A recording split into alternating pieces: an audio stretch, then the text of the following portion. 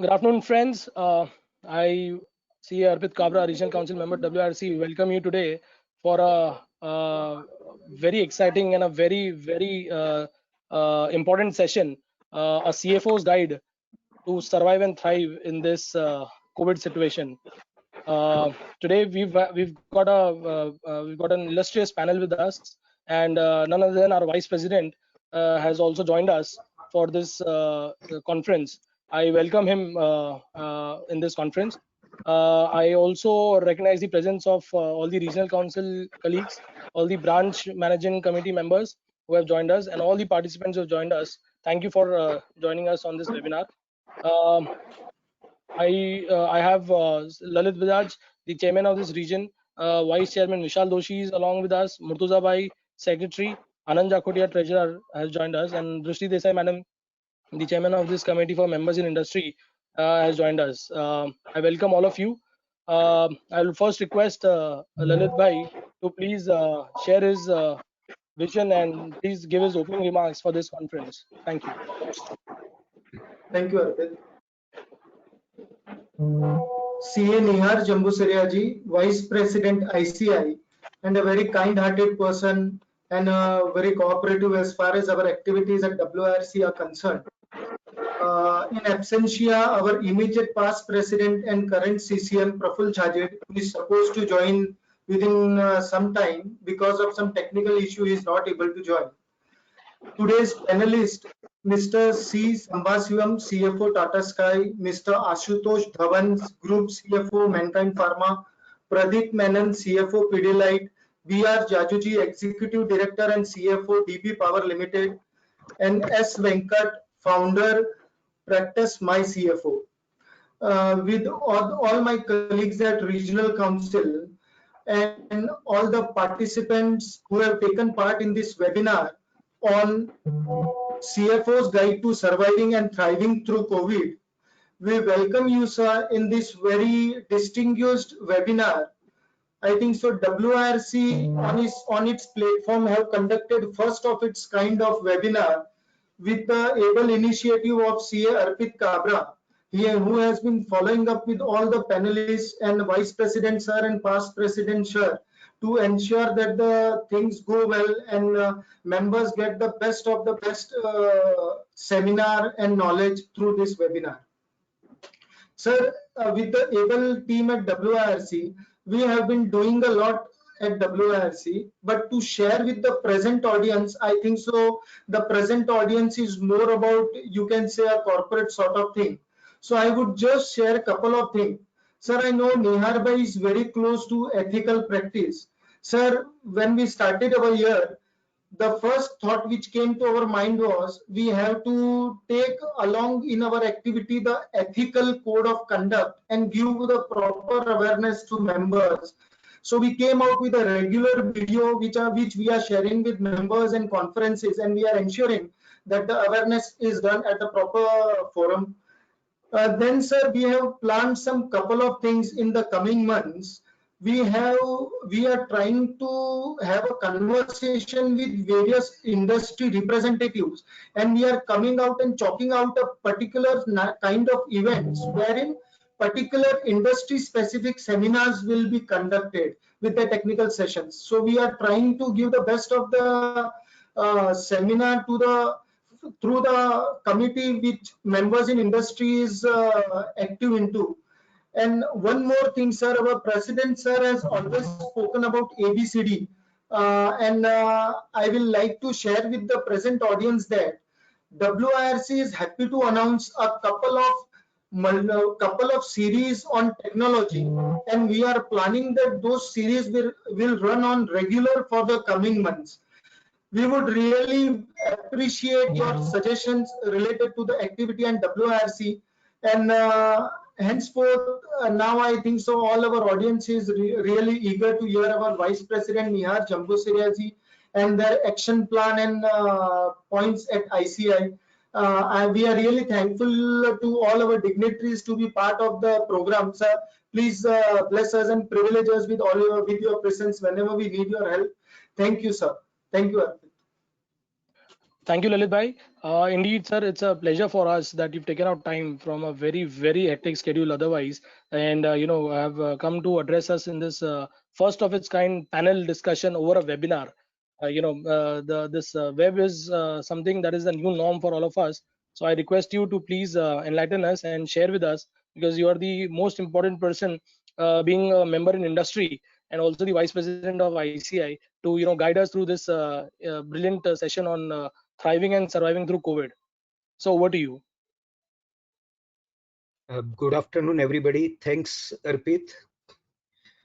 Chairman WIRC, CA Lalit Bajaj, Vice Chairman, CA Vishal Doshi, the two regional council members who are there on screen, CA Drashti Desai, CA Arpit Kabra. The others are not seen. So all other regional council members who are not on the screen but who are there on the web.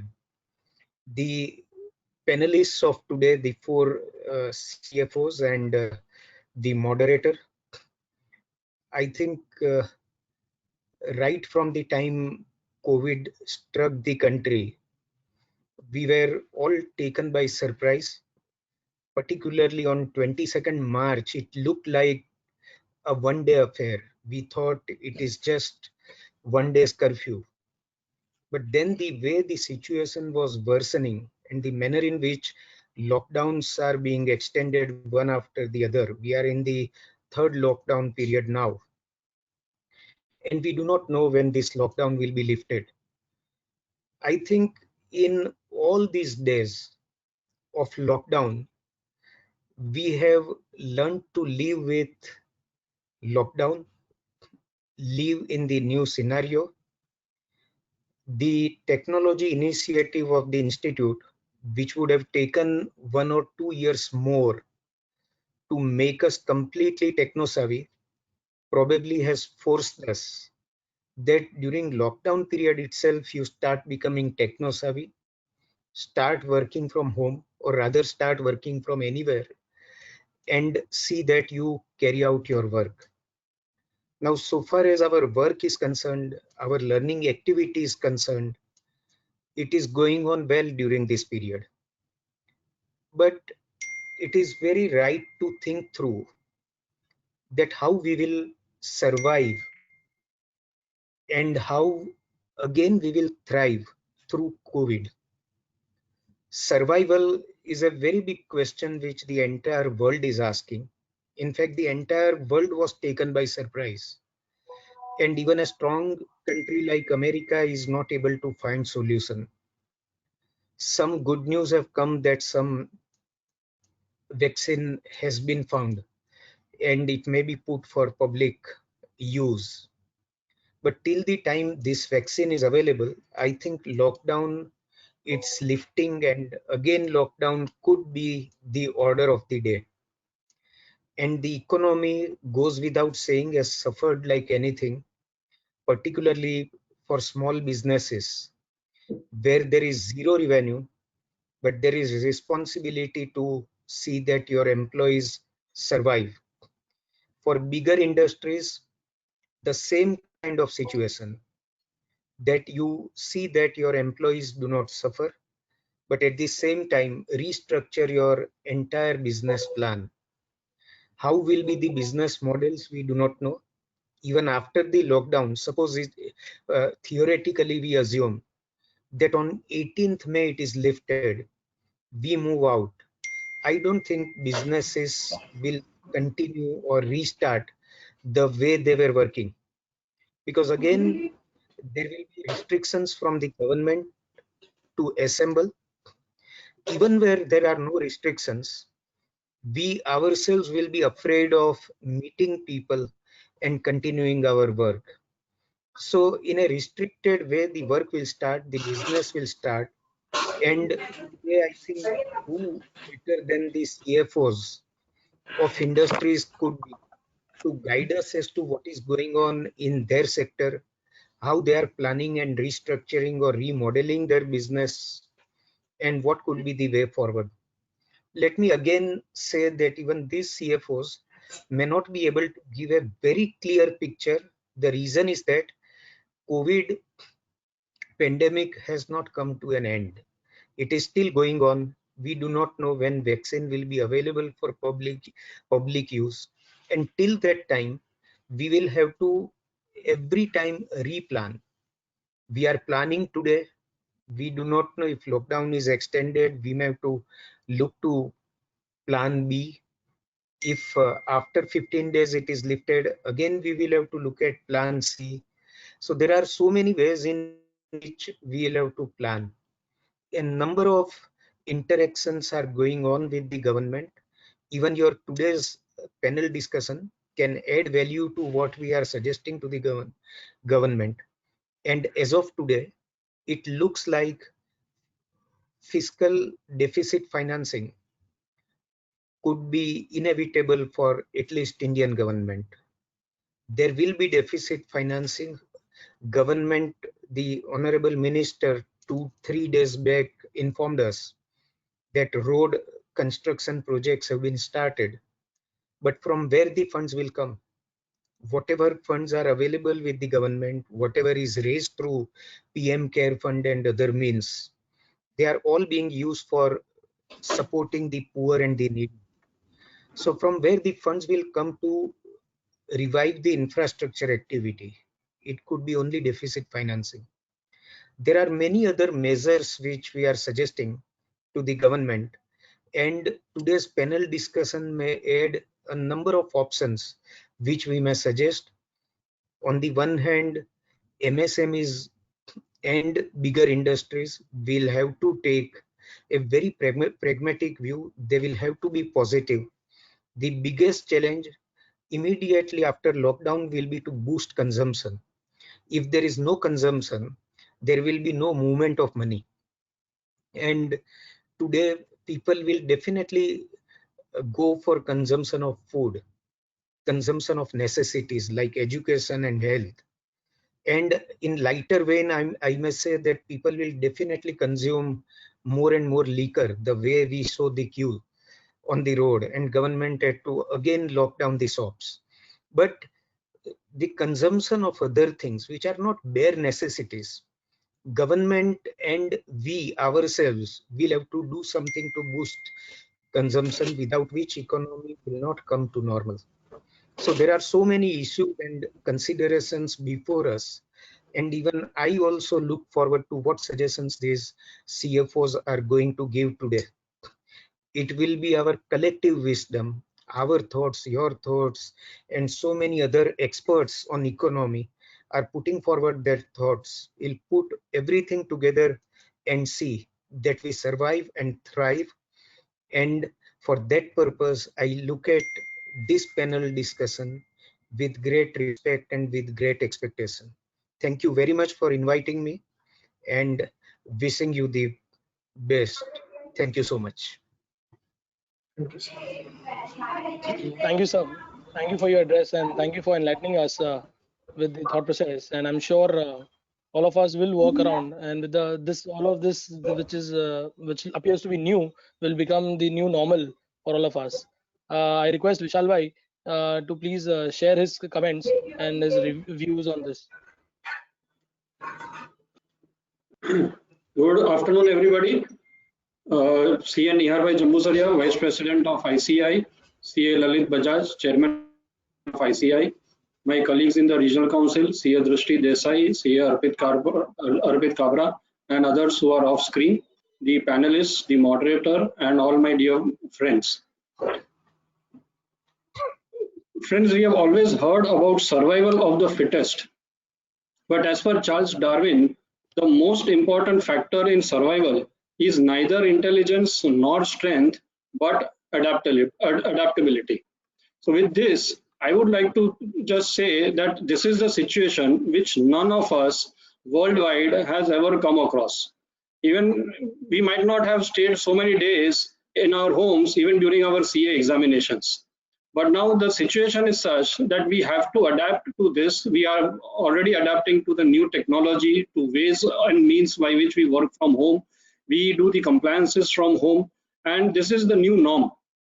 So with this, I would like to congratulate Arpit for putting together this program on the CFO guiding to survival and thriving in COVID-19. Friends, we have excellent and well diversified panelists.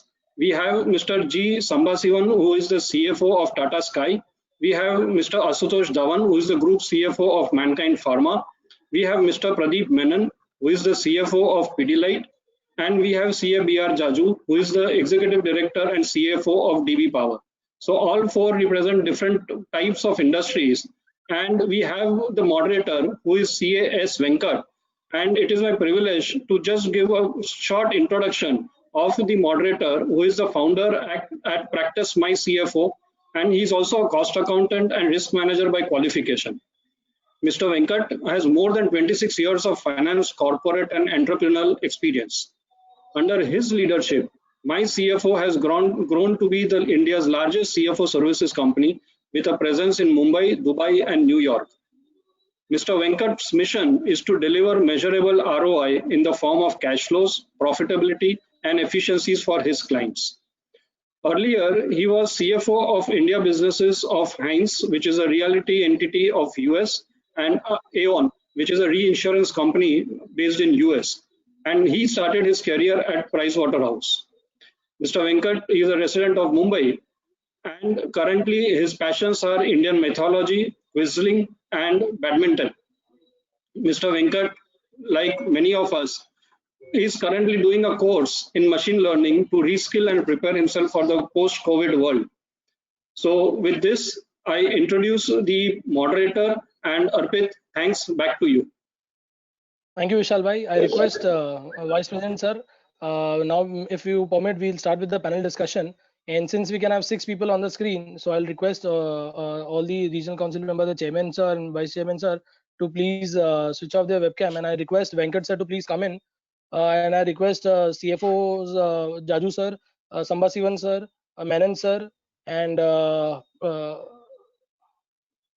hello, yeah, to please come on the screen so that we can start off this. I also recognize the presence of CA Manish Gadia, CA Murtuza Kachwala, CA Anand Jakotia, regional council members who are with us. Pradeep sir, I think he's facing some issue with the camera. So I think, but he is audible. And I also welcome Ashutosh Dhawan sir, Group CFO Mankind Pharma. I'll request Venkat to please introduce the panel for us today, and please take this session ahead. We are there for any assistance that you may need. And over to you, Venkat. Okay. Thank you so much, Arpit. At the outset, I'd like to thank Lalit Bhai, Nihar Bhai, Vishal Bhai, Murtuza, Anand Bhai, Drishti, for this wonderful opportunity of putting together a very high-powered panel of CFOs to share their insights with us. It's a very pleasant duty of mine today to introduce our panelists. I'd like to start with Pradeep. Pradeep is currently CFO at Pidilite. He has earlier been CFO at Mindtree, at AkzoNobel. He is, and also, of course, a very successful 2-decade stint with Hindustan Unilever, both in India and overseas. Pradeep is both a cost accountant and a chartered accountant, and he has been named by CIMA as one of the most influential CFOs in the country. Welcome on board, Pradeep. I really do hope that we'll be able to see you at some point, but I'm sure that through your voice, you will make your presence felt in today's webinar. Next, I would like to invite Mr. B.R. Jaju. Mr. Jaju is the CFO and Executive Director at DB Power. He has earlier held CFO and other senior positions at Welspun, at Crompton Greaves, at Reliance Petroleum, at VIP, Z, and Wipro. He has been awarded the best performing CFO in the country 5 times, and he has won numerous awards from the IMA, from CNBC, and ICAI. The last award that he has won is from Maconomy, which is in 2019, for being the best CFO. He's also won an award from the Bombay Stock Exchange for having created wealth. This is in his stint as CFO at Crompton Greaves. Very interestingly, Mr. Jaju's hobby, it includes doing magic, and I literally mean doing magic. This is not just financial magic in terms of delivering cash flow and profits, but he's a magician by hobby. He's a chartered accountant, he's a company secretary, he's an LLB, and most interestingly, he did his MBA from the CFA Institute at the very young age of 65. Welcome on board, Mr. Jaju. I'd like to now invite Samba Sivan, fondly called as Samba by his friends. He is CFO at Tata Sky. He has had very successful stints with Vodafone in India and overseas before. He has worked in BPL in senior capacities. Samba is a chartered accountant, is a cost accountant, company secretary, and he's also MBA from IIM Ahmedabad. Samba Sivan's passions include playing chess. He plays the piano, and he's also a marathoner. And apart from this, he's a voracious reader. Samba, I know you've done a lot of very exciting transformational stuff at Tata Sky, so really looking forward to hearing from you in today's panel. Welcome on board. Thank you. Last but not the least, I'd like to welcome my friend Ashutosh Dhawan, Group CFO of Mankind Pharma. He's joining us from Delhi. Prior to this, he has held senior positions with DLF, with Oriflame, with HCL Technologies and ST Micro. Ashutosh Dhawan is a chartered accountant and an MBA. One of Ashutosh's passions is sports. I'm sure all of us will be interested to know that he was an avid basketballer and in fact represented Delhi State in the sport. He has been on a number of committees, including that of the Indian Semiconductor Industries, IDSA, which is the Indian Direct Selling Association. It's a pleasure to have you on board, Ashutosh. Welcome. Perfect. So we'll kind of kick off. Just a quick note to all the attendees, and I can see that there are probably over 700 attendees at this point. So we'll try our best to make this session as productive as possible for you. When we were discussing with the institute about putting this panel together, we wanted to bring in diversity. So you will see that we have brought in CFOs from a variety of industries. Some of them are manufacturing, some of them are services. Some of them are in B2B models, and some of them are in B2C models. We have a few listed companies, we have some unlisted companies. But there are two things that are common to all the panelists. One, we deliberately chose all Indian company CFOs. The reality of the COVID is possibly felt most by Indian companies who do not have a multinational balance sheet to leverage off. So when we put this panel together, we wanted CFOs who will be able to relate to the pain of the members in industry, and we thought it would be best for us to get CFOs of Indian companies. The other thing that is common to all of our panelists today is that they are not pure finance guys. All of them are currently playing or have played a business and an operations role in the past. So I think today's session is really more about business and the role of finance in business rather than a pure accounting or a finance related session. The third thing common to all the CFOs is all of them have driven transformational projects, and these are all high impact projects. And I'm sure all of us would love to hear a little bit more about their experience in today's session. Venkat, sorry, just interrupting you. I recognize the presence of our immediate past president, Praful Bhai, who just joined us. Before we could go ahead with the panel discussion, I welcome you, sir. And I request if Venkat, we can first hear sir, and we can get his address, and then we can move ahead. I request Lalit Bhai also to please come on the screen. Chairman WRC, please come on the screen. Yes, sir. I request Lalit Bhai to please welcome Praful Bhai, and I'll request Praful Bhai to please address the gathering. Over to you, Lalit Bhai. Well, Praful Bhai, welcome, sir. We were eagerly waiting for your presence. Just Nihar has spoken, has inaugurated the session. And sir, I request you to share your words of wisdom, sir, with the participants. Thank you very much. It is really, I am so happy to be part of this particular panel, listening to all distinguished CFOs who are having a lot of responsibilities on their head, as far as now. As far as the topic is also concerned in this so-called COVID situation, how they can survive, how they can keep the things moving at their end.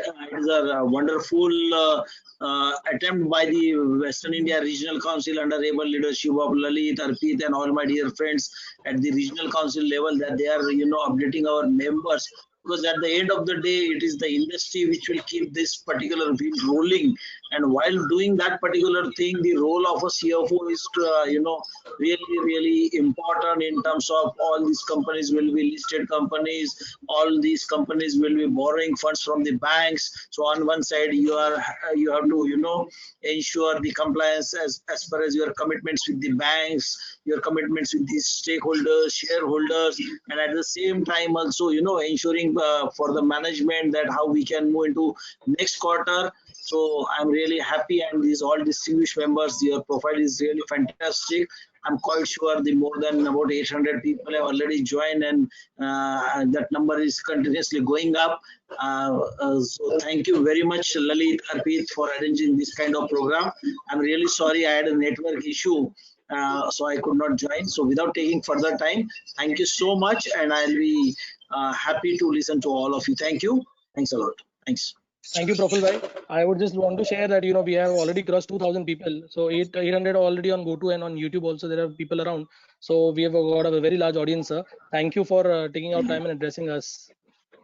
Keep doing all these things, and you are really supported by all these all these CFOs under able leadership of our BR Jajuji, who is always phone call away from us. So happy to see you, Jajuji, Ashutosh, everybody. Thank you so much, and please continue. Thank you, sir. Thank you. May I also request you, sir, if you can switch off the webcam so that we can have the panelists on the screen. Thank you, Lalit, sir. I also request you to please switch off your webcam, and I'll request Venkat to please come in and continue the session ahead. Sorry for the interruption, and good that we got to hear Profil Bhai also. So over to you, Venkat. Yeah, thank you so much for those words of wisdom, Praful Bhai. So Pradeep, let me start with you first. So one small bit that I missed out in Pradeep's introduction is that he's a major personal fitness enthusiast, and he is a music lover, and he's also a major sports fan, especially of cricket and tennis. So as Arpit has told us, we have already got 2,000 people on this webinar. So the TRP of this session is going to rival that of a Federer and Nadal match. So Pradeep, let me first bring you in as the tennis fan to share your introductory comments, maybe 2 to 3 minutes, to tell us a little bit about how COVID is impacting your company and your life, and what are you doing to both survive and thrive through this crisis. Over to you, Pradeep. Yeah. First of all, I think I would like to. Unfortunately, I'm not able to come on the camera. Some technical issues, but hopefully I'm being heard. So I think. Yeah, we can hear you loud and clear, Pradeep. Yeah, thanks, Venkat. So I think one of the first things I would say is I think it's an unprecedented situation. I think people keep saying the same thing, but it's good to repeat it. We have not witnessed in my lifetime. I've not witnessed an event of such proportion, which impacts not just economy but health and every single sector. So it's unprecedented, unplanned. It's almost like a black swan event which has happened. As far as response to such a situation is concerned, at least in our organization and in our head as finance professionals, what we have been trying to do in Pidilite is to look at this problem from two lenses. One, we call it the here and now, meaning what do we need to do in order to address the immediate issues which are on the table, which is how do we make sure that our people are safe, are protected? How do we make sure the day-to-day running of the business, payments to our employees, payments to our vendors, our workmen, etc. happens? These are the sort of bread and butter stuff that happens. While we grapple with all the bread and butter stuff, we also are looking at what structural as well as strategic changes which will happen both in the economy as well as the industry that we operate in. Pidilite, as you know, operates across several divisions, but largely adhesives and sealants are our forte. and tiling solutions. So I think in all these areas, we do expect change to come through. And as an organization, we want to, while we have a defensive approach, if I have to use a tennis or cricket uh, balance, while we need to have a defense approach to the immediate situation, we also cannot throw out of the window the opportunities which are going to emerge as a consequence of COVID. So we are looking at the various impacts which are going to come, the opportunities which are going to come as a consequence of the fact that hygiene, health, all of these elements are going to be more and more important as we go along. There is going to be tremendous change in consumer preferences and all of these things that we need to address. From a purely functional perspective, finance functional perspective, we are of course doing our bit to make sure that absolute focus on cash and cost. Uh, while we are cash surplus as a company, the message in the organization is you have to behave as if there is no cash. The moment you behave as if you have cash in your books and in your bank account, behavior becomes that much more intelligent. On the last bit, which is on people, we want to make sure that all our people remain, of course, safe and connected. And one of the very important things we are doing as a finance function is to leverage technology so that we are able to remain connected while doing our activities in a lockdown condition. I'll stop here, Venkat, and I guess during the rest of the meeting we will have an opportunity to get into a little more detail on that. Perfect. Thank you so much, Pradeep. I think it's a very interesting comment that you made, that despite being cash surplus, the thought process of behaving as if you've got no cash. So thank you for that valuable insight. Samba, if I can come over to you now for your introductory comments, please. Yeah. Am I audible? Yeah. Yes, you are audible. Okay. So thank you very much. I'm honored to be part of this panel. So let me just start with saying, so we were kind of prepared for this lockdown situation, surprisingly so, because we had an internal discussion 2 weeks before the actual lockdown, that what would happen if a lockdown happens. The first thing is the people safety. Also, we prepared a list of people who should be working in office. If there is a lockdown situation, there are certain people like our technology center, our network center, where people need to work 24/7 because you have got channels broadcasting the 24/7. So that was our first thing as to how do we make sure that the customer service is not disrupted. So that we planned. I think we had prepared a list of people, about 40, 50 people who will work through the day, through the night. So the names were discussed, and all the arrangements for their stay, bedding, and all those things were arranged. Food was arranged, and we were ready. So when the lockdown announcement happened, we were able to implement it immediately. That is one big thing. So if you are prepared, you didn't have too much of a problem. The second big impact which we had was we are a B2C company. So all the new customer acquisitions, which means that once the lockdown happens, we cannot acquire new customers. So that completely dried down. So which was kind of which was expected, but we had not planned for that. So that is something which we had to be ready with. But the positive side is that people who were earlier part of our customers, they started watching more television, and therefore they started subscribing for additional channels.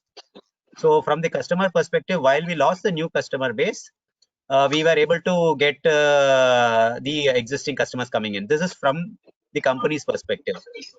Then the third was the digital transformation, as you talked about initially. We were earlier having a lot of online recharge transactions. Many customer calls were happening, and all those things which were there is human interaction which was happening. But many of them now got transferred to digital mode, which means that we had almost a 50-60% increase in the volume of digital transaction overnight. So 60% increase is a large volume increase. So to that extent, our backend IT base had to be ready for those kind of scenario. So these are the three big things which happened for us. One from the people perspective, second from the readiness perspective, and third from the digital transformation perspective. Now for future, I'll just take a minute. For future, we have identified as mentioned by Pradeep as well, we have identified strategically what we need to do. We have identified, we have called it Project Reimagine. We have identified 18 fundamental changes, which are some of the projects which we will now fast track. Say, for example, one of the projects is to how to automate more, how to get bots more into many of the functions. That is one. Second is that how do we make sure that all infrastructure is available if people have to work from home. So that is one project. So like that, we have identified 18 projects cutting across functions, which will be making sure that if this situation continues, we will be ready for future. So with that, I will stop and we can take it later as well. Thank you. Okay, perfect. Thank you so much, Samba, for the introductory comments. I mean, I don't know what would have happened to us during Corona if we didn't have access to the internet and television.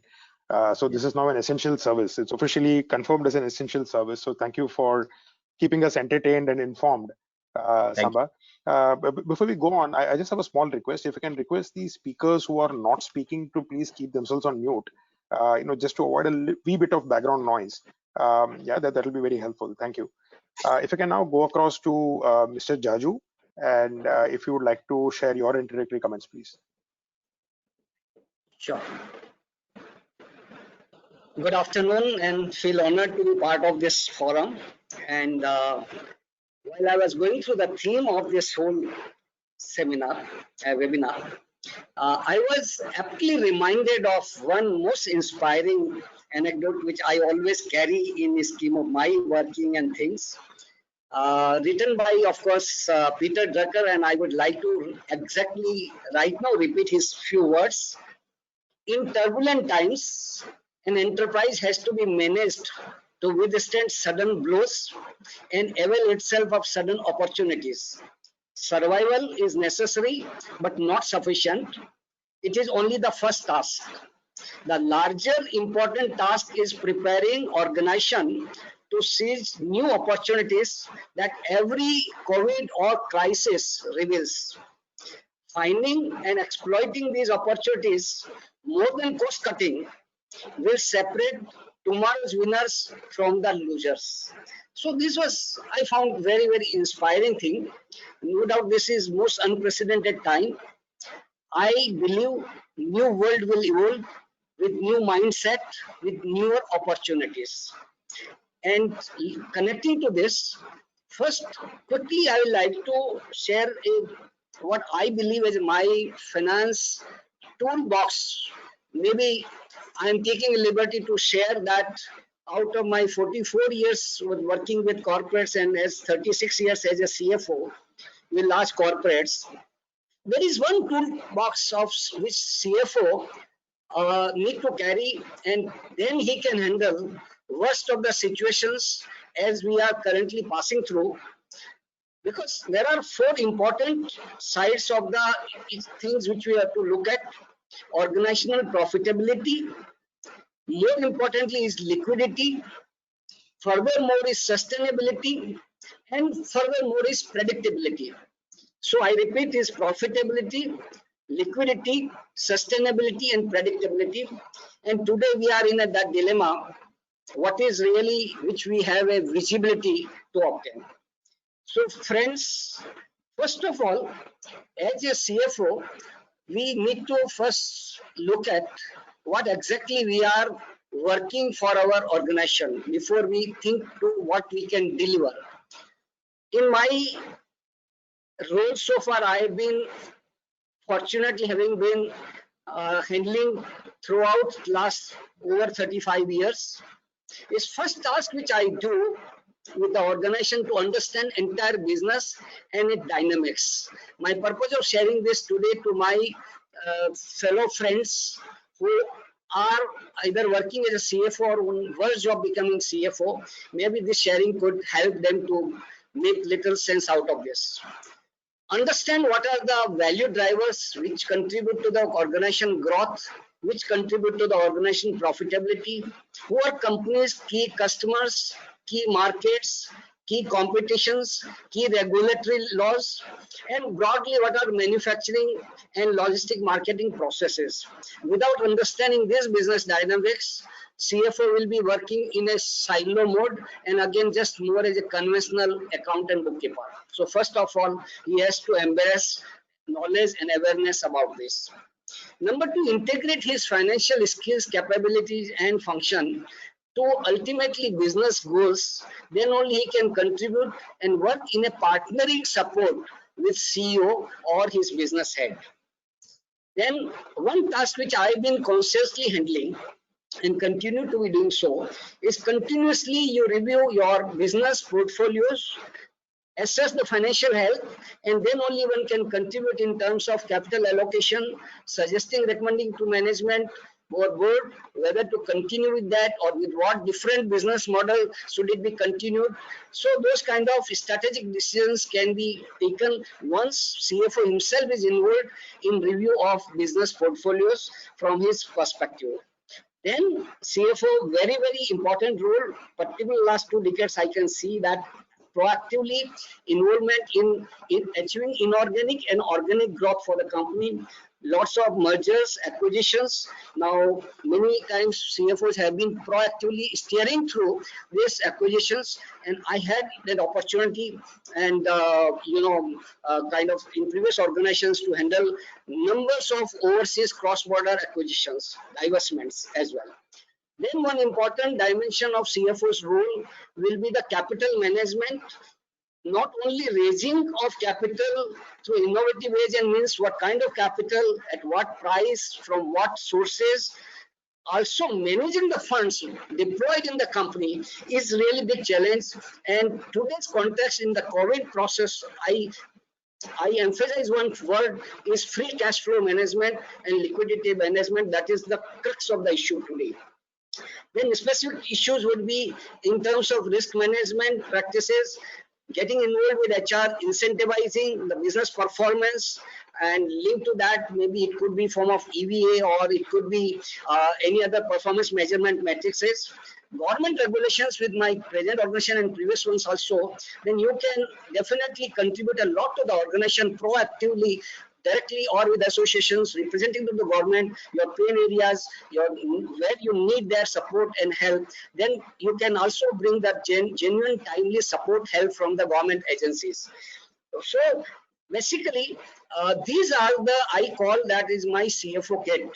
And one very important dimension before I share little specific to my present organization is, since I have seen fall of many mighty corporates in last 40 years, and I have read lot of profile of large corporates outside.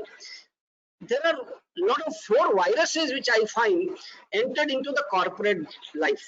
And these 4 viruses, and 5th is of course COVID, Corona. These 4 viruses, CFO has to be mindful about, see that the organization is not victim of any of these viruses. Otherwise, surely, irrespective of COVID, organization performance will go in a doomsday. First virus is organization not accepting or denying, comes in denial mode, whether it is to do with his financial accounts, something like he knows that financial transparency is not there, but organization don't accept that fact. Frauds are happening within the organization, don't accept that. New technologies emerging, not accept that. Something like customers' tests are changing, not accept that. And the organizations which came and the leadership and CFO came in the mode of not accepting or in that denial mode have seen that finally under delivering and eroding the net worth of the shareholders. Second virus is company comes in arrogance mode once it achieves certain success, and the past success wraps the present realities, and then I'm smarter than others, nobody can copy my product. Those kind of brow-beatings and arrogance attitudes when comes in the minds of leadership again become a reason for fall on the organization. Third is complacency is no way different when you have a protection from the government regulatory bodies. You know many examples like Indian Post Office and US Post Office or Doordarshan. Of course, now Doordarshan is doing quite well, and airlines, those kind of things, they survived only on complacent mode, on the support mode. And fourth, which I find after 2008, I added this virus, is great obsession. Because of that, financial advisors, so-called, I don't want to name, but entire financial community got into one mode of leveraging, and finally they did not realize it became too much over leveraging, and in that great obsession, they lost the value for the organization. So friends, these 4 virus you have to keep all the time in mind as a CFO कि कहीं उसकी entry तो कंपनियों में नहीं आ गई है, and then he has to be strong enough to detect and suggest that what can be the rescue plan more than corona. These are more dangerous according to me. Now, in 1 minute, I will like to share with you, because we are part of today power generation company. Fortunately, this falls under again as emergency service, and we are located in Chhattisgarh, and we are thermal gas coal fired plant. And fortunately, there is not much impact of the corona, and we are safely able to run the show. And while entire staff and management from Mumbai is operating very nicely with digital support, and they got now addicted to function very efficiently and effectively, working through home, and that's maybe become way of life. We never used to work like that, but today most of the effective and efficient meetings are happening with internal stakeholders, external stakeholders, very in terms of deliverables point of view. No difference I find as we were doing in the sitting in the company, except missing certain logical support, support of the company. Now, having said that, there have been challenges, of course. When you supply this electricity to finally whom? This government bodies, discoms, and today they have taken advantage and they were not paying, so that liquidity challenge had come. So immediately, proactively, we had to take as a clarion call some steps immediately. We anticipated that, and immediately we took proactive measures in terms of first aspect is that most neglected part of funds which is stuck in working capital components. Immediately we took stock on our inventory levels, whether any excessive advances were paid for procuring the coal or for chemicals or for spares, and then saw that cycle time also, how that logical support can be improvised so that we reduce the cycle time of getting that raw material, whether that raw material itself is needed that much or we curtail that, so you conserve the cash flow.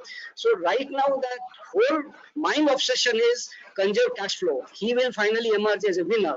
So first of all, you take stock of complete inventory. Some of the capital spares you don't need now, so you need to defer it. Some of the capex you can defer without harming the plant as such. You need to defer it. Some of the capex payments which have fallen due, you have to distinguish between which are the critical and non-critical. You take this opportunity to negotiate legitimately with the vendors and say that what can be brought value on the table. Because the reality is that today nobody is paying to them. At least we are willing to pay. So we go off our own and tell them, look, we want to pay, but let us work it out. So it works win-win situation. So number 2 is receivable is a pretty big challenge. So you have to see out of box. Now, out of box is finally they are the sons and daughters of the government of India, directly or indirectly. So you then flex your muscle through that government of India, that if you don't support them, then we will not be able to deliver power, and power will not reach to the consumer mass, and which is the public interest will be harmed. So accordingly, the government also comes with that awakening signals. Yes, this is a point which DB power and power sector is raising. So they also come to rescue in some way or other, some structures work out, and which hopefully will work. Then RBI announcements come also to help you in that direction. So you get extra COVID essential emergency funding limits. You also get some extra working capital supports. You also get some kind of deferment without causing any kind of restructuring on your working capital interest. You defer your term loan interest. You defer your term loan installments which are falling due within this lockdown period of 3 months. So by deferring, Mr. Jaju, but you Mr. Jaju, if you don't apologize to. So sorry for interrupting you, Mr. Jaju. If you don't mind, actually we had some specific questions on how to conserve cash flow. So could we come back to it later on? Yeah. I have done with that. So basically, remaining 1 or 2 other out-of-box points I will like to cover in my second round. But I'm saying that everything you take proactively and with the focus on conserving cash in this given point in time, using my toolbox which I have shared with you, I think you can overcome the ill effect of corona threat. Okay, perfect. Thank you so much, Mr. Jaju. We have all heard about coronavirus, but today we got introduced to 4 new viruses. I think very useful thoughts on denial, arrogance, complacence, and obsession with leverage. Let me now take this opportunity to bring in Ashutosh. Ashutosh, thank you so much for your patience. If I can please request you to provide your introductory comments for about 2 to 3 minutes. If I may request the speakers to possibly stay focused on the theme of COVID, and also on the themes of cost optimization and cash flow enhancement, and of course business model changes that you're proposing to do post the lockdown being lifted. Over to you, Ashutosh. Yeah, thank you. Good afternoon, everyone. This webinar is a great endeavor from WIRC. Thanks for having me here. We are all really witnessing an event which we have never foreseen before, and this impact of coronavirus is reaching stratospheric levels, and with more than 300,000 deaths across. And this coronavirus, these crises have taken a toll on both health as well as the financial well-being of the world. And those who have seen .com crash or financial crisis of 9/11 or 2008, the speed and severity of this financial crisis is particularly worrying. And so perhaps it's a good time to quote one of the quote from Warren Buffett, the legendary investor, that the rear mirror view always gives a better view than the windshield. Basically, apply all the learnings and whatever we have learned in these time of change and make it happen, because this is the time, this is once in a lifetime opportunity that to prove our mentor. And so what we have done is in Mankind is that since we are in the essential services and we have to continue the business and supply medicines, so we have created 3 task force broadly. One within the finance function, focusing purely on the cash conservation, and basically with the clear direction to go and hunt for the cash and to shrug the balance sheet and wherever the opportunities are there. Second team is on focusing on the supply chain, because supply chain is very, very critical to our business. So they are interacting with the vendors and MSMEs, because they form large part of the supply chain, and looking at the various business models, how we can help them. And the third team is basically on the IT transformation, so which is a journey we started 2 years back. And now I think it's a blessing in disguise that we have been lucky that we started our journey and on the digital transformation, implementing collaboration tools and all. So with this, I will stop, and we can take the other questions and move forward. Thank you so much, Ashutosh, for that very clear, very concise introductory comments. I'm going to mix up the order a little bit. So just for the benefit of the audience, what we'll be doing is to focus more on implementable ideas than concepts. So what I'm going to do is to provoke a conversation from our panelists on the specifics of what they're doing and how they're actually implementing it on the ground.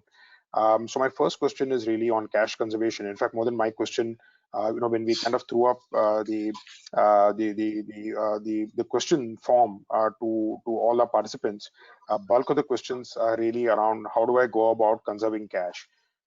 So if I can request each of the panelists by turn to talk about any one thing that you have done in order to conserve cash, and what is the impact in terms of rupees and paise that you expect that one measure to generate. If I can possibly start with you, Ashutosh, this time around. Yeah, sure, definitely. We all know in downturn, revenue and cash levels, they fall much faster than the expenses, and cash is the king. And there are 2 ways which we have explored that we can conserve cash. One is by having an additional revenue, and second is having a cost reduction techniques. Basically, as a finance professional, our focus is more on the cost, but we ignore that we can contribute to the revenue growth of the company. And I would say, there are 2 approaches which is generally followed. One is that to spend more to earn more, and second, which is more of a sales and marketing approach. And second approach is that to spend less and earn more, which I would term it to be an accountant approach, which is so what we have done specifically is that we have implemented a system of loss of sale capturing. That was an initiative. What used to happen was, let's say a customer has given an order of 10 units, and in stock there are only 8 units available, and those 2 units which are not being serviced, they go as a waste. So that's a sale lost which used to happen. So what we implemented a system wherein we are tracking and we are capturing the reasons why those are not available, why we have not been able to furnish those to two units. So that's there are multiple reasons which we realize which is happening. One is on account of batches are not available, or sometimes there is a scheme or a gift to be given along with the product. Those gifts are not available. Sometimes there is a pack change or a discontinued product which is there. So all those were the reasons which we analyzed and then went back to the S&OP meetings and raised these points that we should be doing our planning more properly, even if some schemes have to be engaged with, and so they should be more. We should be more proactive in rolling out those schemes in an advanced manner. If discontinuation has happened or a pack change has happened, so we should be more proactive in calling back the material or giving the discounts to liquidate that stock instead of resulting into breakage expiry. So once we implemented this system, which is say around 6 months back, it has given us the outcome was that something around close to 2% of the sale, which was a lost sale. So we were able to capture, and if we convert that out of that 2%, which is the lost sale, if we are able to convert 50% of that in actual sales and with the EBITDA margin, so that's a substantial sum in the balance sheet. So that's one area which we looked at. And in today's scenario, as a finance professional, for conserving cash, the important part is to have good understanding of the industry, the good understanding about the company, have a very clear visibility around the cash outflows and very clear visibility around the cash inflows which are there, and then looking at the complete cycle end to end and see that how we can reduce or improve upon the cash conversion cycle. So these are some of the things. I will stop here and please. Thank you. So thanks for that, Ashutosh. So your example of how you contributed to cash conservation is really on the tracking of loss of sale and doing a causation analysis and seeing what you can retrieve from there. If you can bring in Sambano, are you able to give us one example that you implemented in your company and what's the impact that it generated? Yeah, so one is a pretty obvious thing. I'll talk about maybe two or three themes, so to say. One is obvious in terms of the what we call as the discretionary spend. When I say discretionary spend, so like for example, any advertisement, POS spending, and all those things are discretionary spend. So we have completely, I think, put a stop to it for the. So we have kept it as the bare minimum, in the sense that any discretionary spend we have kept it, including the travel. Travel, so anyway, it's not happening. But all discretionary spends are put to a complete halt now. That is one. Second is that we have moved to the digital format, which is giving some automatic savings. For example, if we pay, say, 4% commission for collections from the what we call as the EVD route, electronic route, but if it is coming through online, the commission payment is less than half of that percentage. So you get a straight saving of moving a transaction from a non-digital to a digital. You get a 2% kind of a saving, which is happening, as I said, which is happening in a very big way. So that is, again, we are also trying to capitalize on that. That's a big savings. And the third is any extraordinary capital spend, which I think which many companies do, we have also put on hold. So we are not trying to spend, or we have stopped those projects and kept it on hold. These are the broad things, which I think there is nothing extraordinary about it. It's a question of diligence and implementing it with the rigor. And we are looking at cash flows on a daily basis. In fact, I have every day a call on cash flow. So that is something which I do. Okay, what is the collection? What is the payment? So which I never used to do on a daily basis. I used to do on a weekly. Now I've gotten into daily. At least I spend an hour on cash flows. So that is a change from what it used to be. Got it. Mr. Jaju, any specific example that you would like to share with us at DB Power? Earlier gentlemen, just on focusing on cash flow, which has become today's major cash flow focus. I'm only adding one point: is my purpose of conserving cash flow is also equally take advantage of coming up opportunity. So how I'm doing is that I raise cash flow through 3 or 4 ways and means. There are relaxations and some schemes which I take full advantage and raise that money. Number 2 is I defer the payments whatever I can, as we use about discretionary spends, capex, spares, and I revisit my service agreements and then postpone that payments. I negotiate with trade papers. So whatever cash I can raise through this process, I do that, and every day 1 to 2 hours we spend on this visiting cash flow cycle. What I do with this is right now, for example, that coal, which is our prime fuel for generating power. Now that is available at a reasonable rates, very low price. And in fact, Coal India is looking at even they're not charging on premium. So person who is sitting on the war cash, I created a war chest for that.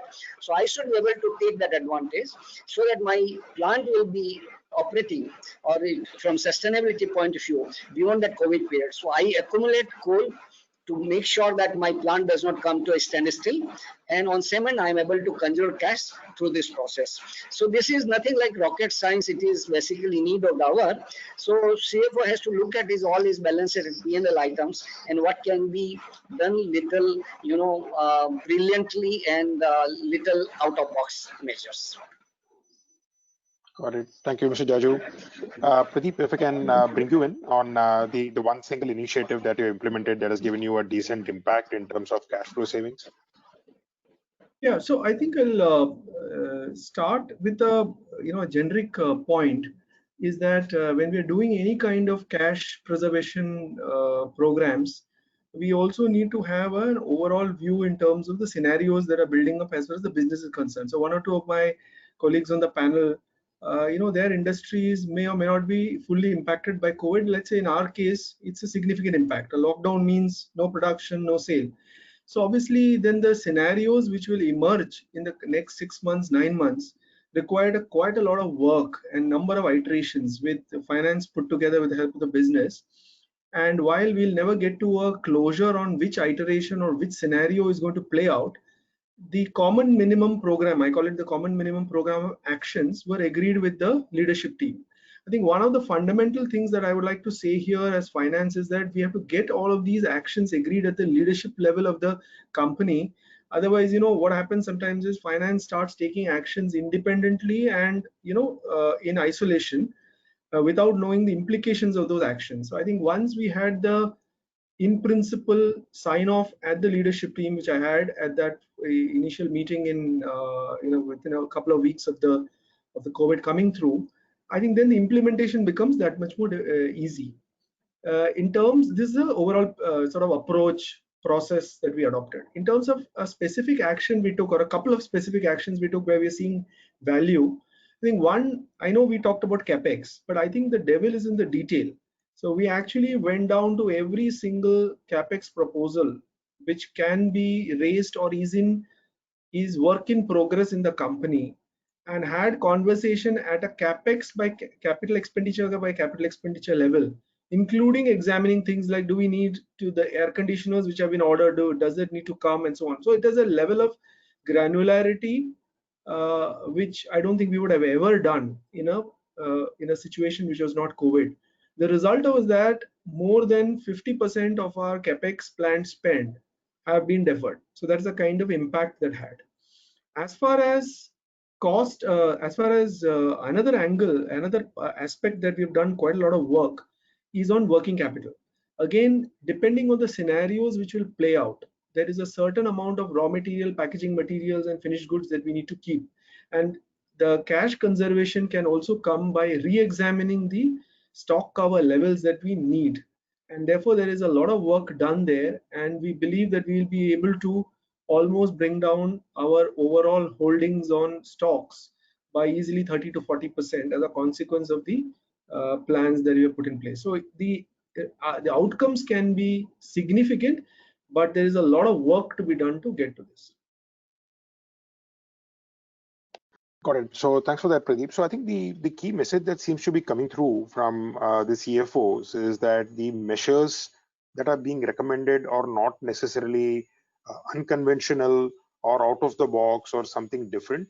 But the message seems to be that the discipline in execution, the level of granularity or detailing that one needs to go through, and the follow through of the action and building consensus among all stakeholders, internal, external in the business, to be able to get to the cash flow savings seems to be the difference. I mean, it's not so much in what you do, but really it seems to be in terms of how you do and how often you do it. Fair enough. I think what I'll also start doing is to possibly raise the question, because we've got several questions to go to any one of the panelists, and then maybe if the other panelists have got any additional thoughts to collaborate, then maybe you can kind of come in. So Pradeep, if I can kind of start with you on this particular question. See, in terms of the profile of a lot of companies who are attending these webinars, I mean, we are either small or mid-sized companies, and we are heavily dependent on our big customers, which could say typically be companies like yours paying up on time. Now, you talked a little bit about scenario modeling. Now, in a situation like this, where the variation between the best case and the worst case is probably 80%, 90%, how does a small to mid cap CFO really go about planning for his cash flow? Yeah, because the revenues are hit, and my past dues, which need to come in from the bigger companies, there may not always be clarity on when I'll be able to pick up that cash. And the scenarios could be anywhere. It could be like revenues being impacted from say 10 to 80% in many cases. Nobody even knows how long it will take for this COVID situation to kind of for it to kind of go away. So what's your advice to a mid cap, small cap company CFO who is grappling with this degree of uncertainty? Also, given the context that this balance sheet may not have that degree of cash as a cushion to be able to deal with this situation. Yeah, it's a very good question, Venkat. And what happens is when scenarios get built, you will have part of the business which is you will have a lot of sales and other members who would naturally be more bullish, and there would be the other groups who would be a little more pessimistic. So what the thinking, at least we have tried to do in our organization, is while we have couple of scenarios built in, but the cost and cash actions to be built based on a pessimistic scenario, because otherwise the danger you run is that you plan on an optimistic basis and then you run out of cash as a consequence. So this is the one principal point I would say. As far as second point I would cover is what Pidilite has been doing with its vendors and relationship. Now what we as a responsible company, that we uh, if we sorry, there's a lot of background noise. I request the other panelists, if you can be on mute. What happens in this kind of a situation is when you have a lot of vendors who are small mid-term, what can happen is that the large corporate holds up cash, and it's actually a vicious cycle, because at the end of the day uh, it's a partnership and it should be a win-win. So what the principle we have adopted with our partner vendors and our partner corporates is that we have a very transparent conversation on how we see the business emerging. Of course, when you're lockdown, there is no business, then that's it. But in terms of whatever their dues and their fixed costs, for example, there are workmen and contract people working for the vendor. Now a simple thing for us to do is that we don't pay up anything, but if there's a fixed cost that the vendor is incurring, and if it's a dedicated facility for us or a dedicated work that he or she or that group is doing for us, that by not paying up, effectively it means that the workmen and employees of the vendor doesn't get their salaries. So the principle we have adopted is all fixed cost of our vendors, we actually have a one-to-one conversation. Of course, a lot of the detailed work is done by supply chain, and all of the labor costs and all of the costs of the vendors we have paid. In the case of MSMEs, we have paid in advance, so that in March, for example, before the shutdown happened, and even when we had a little bit of time, even when the of course the online payments etc started later, but even during the shutdown period we tried to pay the MSMEs in advance, so that at least as a responsible corporate we don't create a vicious cycle in the system. I think we have to be very transparent with our partners. We have to say how we see the business emerging, and we have had a number of communication from the leadership, including the MD, CEO, to our customers, saying how do we see business, progressing. But it's a very very uncertain situation, so we can't say business will be down, will be flat, will be growing, or will be down. So we'll have to give whatever we can understand out of the situation, and then see how best to help them. Got it. Thanks, Pradeep. I think the key message from your end seems to be that notwithstanding what you're doing with your vendors in terms of helping them out to the cash flow, regular and timely and transparent communication with all your business partners seems to be the key message. And also the route that your company seems to have taken is to kind of almost treat these vendors as an extended arm of your organization, because the moment you start thinking about their fixed costs and their labor, etc., clearly you're kind of extending what is applicable to you as a company to your partner ecosystem as well. I'm not, to be completely honest, I'm not quite sure if that's a representative experience of a vast majority of the people who are possibly attending this webinar. I'm just curious to kind of see if any of our other panelists have got any views or advice or inputs to the mid-cap company CFOs on how they could potentially plan for cash flows in the event that the customers are not paying up. Ashutosh, Yeah, Samba, Mr. Jaju. yeah, it's a tough question. In fact, while I acknowledge Pradeep's scenario, in fact, we also have categorized small vendors, big vendors, and what we did was we kind of paid most of the small vendors in advance, and while delaying some of the bigger vendors, because we said, okay, companies which are much bigger, they can hold off for a little bit longer, whereas the companies which are smaller, like the security agencies and some small vendors, which we created a list of, and we treated them completely differently. So while we extended the credit for some 2-3 big clients who can absorb this kind of number, because for them our payment will be a smaller portion. For us, for the smaller vendors, our payment would be a large chunk of their income. So that's how we categorized it, and we made payments in advance. Actually, even before the month end, we said that we will make the payment to them. That's what we did in March and April. Instead of waiting for the invoices and everything. So we paid as kind of an advance. So that is something which we did. For the MSME companies, it's actually, it would help for smaller companies. If they don't get the money from the bigger companies, then life is going to be very, very difficult. So it's not going to be easy for getting loans, while there is a TARP like scenario, like we have got LTRO and things like that, but I'm not sure how much of that LTRO is getting dispersed to these smaller companies. So I think even the banks will be giving and disbursing to the bigger companies, I'm assuming. So to that extent, it's going to be difficult. So one way to look at is, again, you need to again take it on an ABC kind of prioritization. You have to look at what is most important, what is less important, and try to at least satisfy larger number of people who got smaller values, and then pay them while extending the credits for the bigger vendors. So each company can adopt a similar strategy what we had adopted. So possibly that's one thought. Got it. Okay. Any other comments, Mr. Jaju, Ashutosh? I mean, if there are none, we could move on to the next question. Yeah. No, yeah. So it's a very, very pertinent and very obvious comments. And so what we have done is we have identified some of our critical vendors, and so we have changed the model to a build to ship to model. So from that vendor, if that MSME vendor is dependent on large companies for procurement of material, so where that's the point where we have pitched in, and we are directly placing the order on the large corporate for supply of material to the MSME. So that way, what we are able to maintain cash flow, and we are able to get a good bargain also in that the process, and the financial burden, the liquidity risk from the vendor has shifted to us on that. And in a way, we have been able to ensure supply of our material.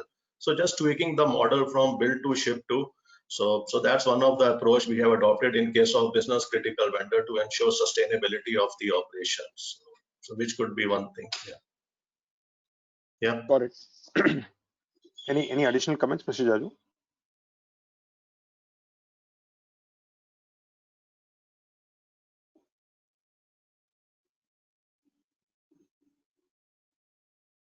Mr. Jaju, we can't hear you. You're probably He's on mute. Probably on mute. Mr. Jaju, you're on mute. We can't hear you.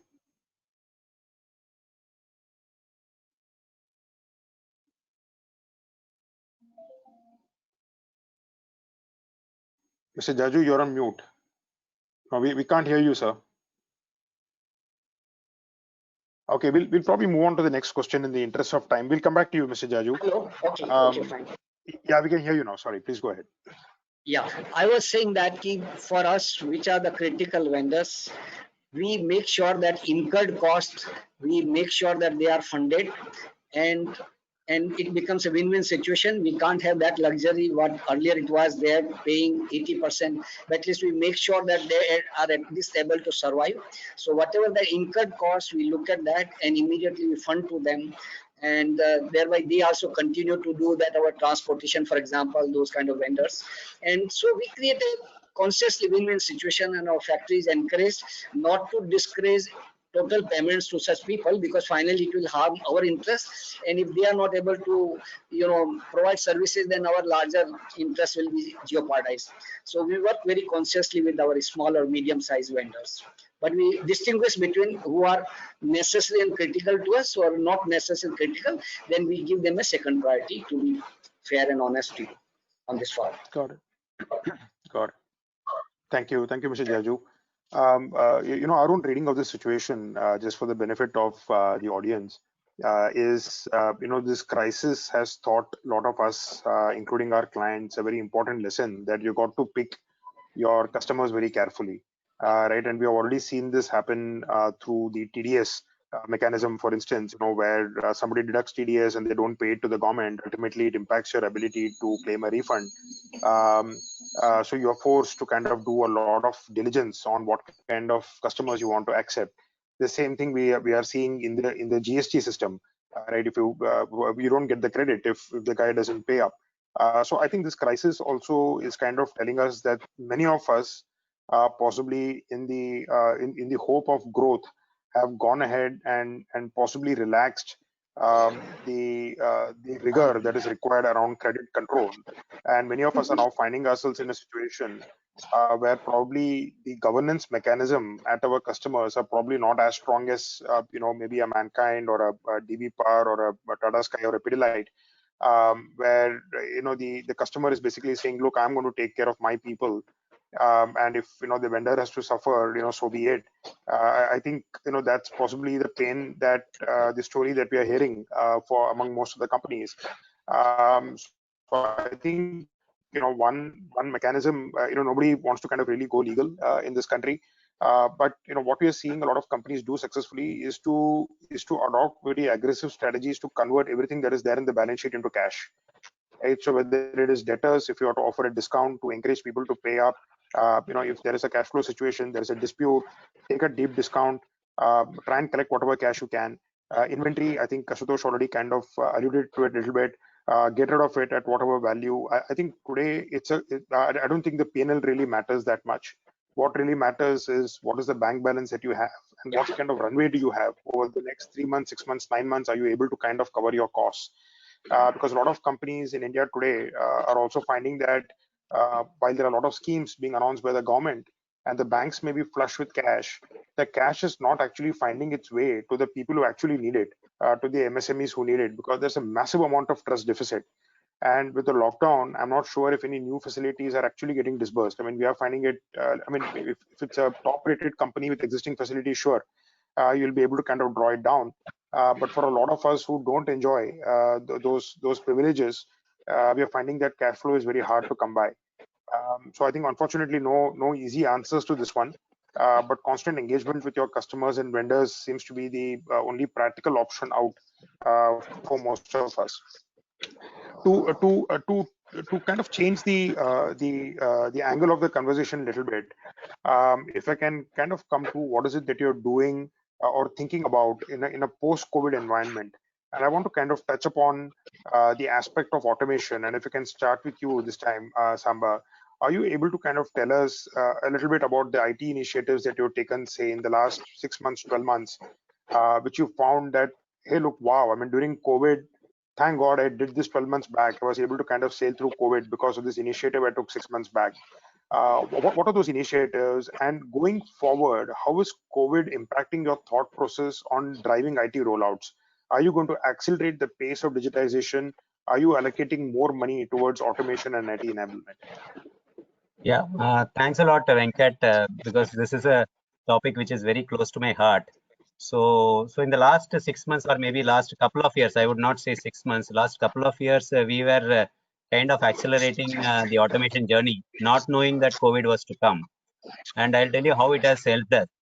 it has helped us in, so for example, we have implemented some bots. We have got a lot of projects running on bots and a lot of activities. We have done Six Sigma projects. We have done many automation. I'm not getting into the details, but basically there is a big focus on automation. So our objective was to release the monthly reports by working day 1. So which means that my monthly deck, meaning the end of the month, with the analysis, with the PowerPoint presentation of about 30 odd slides, is released to the board on the first day of the month, not even the first working day, which we kind of reached in say 6 months back. The second important thing is that we were targeting the audit closure on the 8th of April, and we were well on our way actually.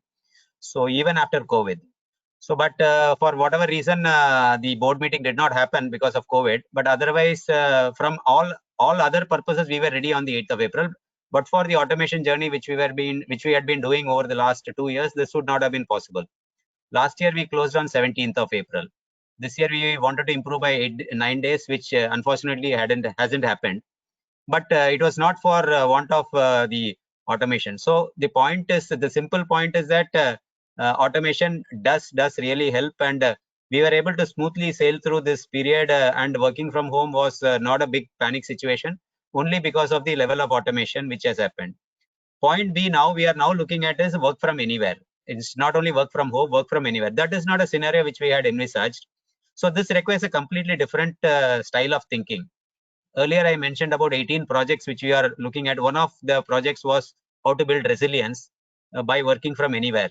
So that, in fact, not only the company employees, in fact, our managing director has gone on record saying that he would not expect even himself to come to office all 5 days of the week, maybe 4 days or 3 days. And he's constantly encouraging, even after the lockdown situation is over, maybe you will work 50% of the time from home or 40% of the time from home on a regular basis. We are also encouraging our vendors to do the same. For example, we have got a lot of call centers, about 4,000-5,000 people are call center employees. Now, each one of them is working from home. So what happens is that there is a big office which is there, which is now required. That full office is not required. So in the future scenario, we have also started now renegotiating with the real estate property owners, saying that, okay, do we need this much space? Can I work with half the space? Can my vendors work with half the space? Then automatically all the related costs, all the related overheads like electricity, all the laptop cost, everything comes down. So we are looking at the new way of working in a very big way.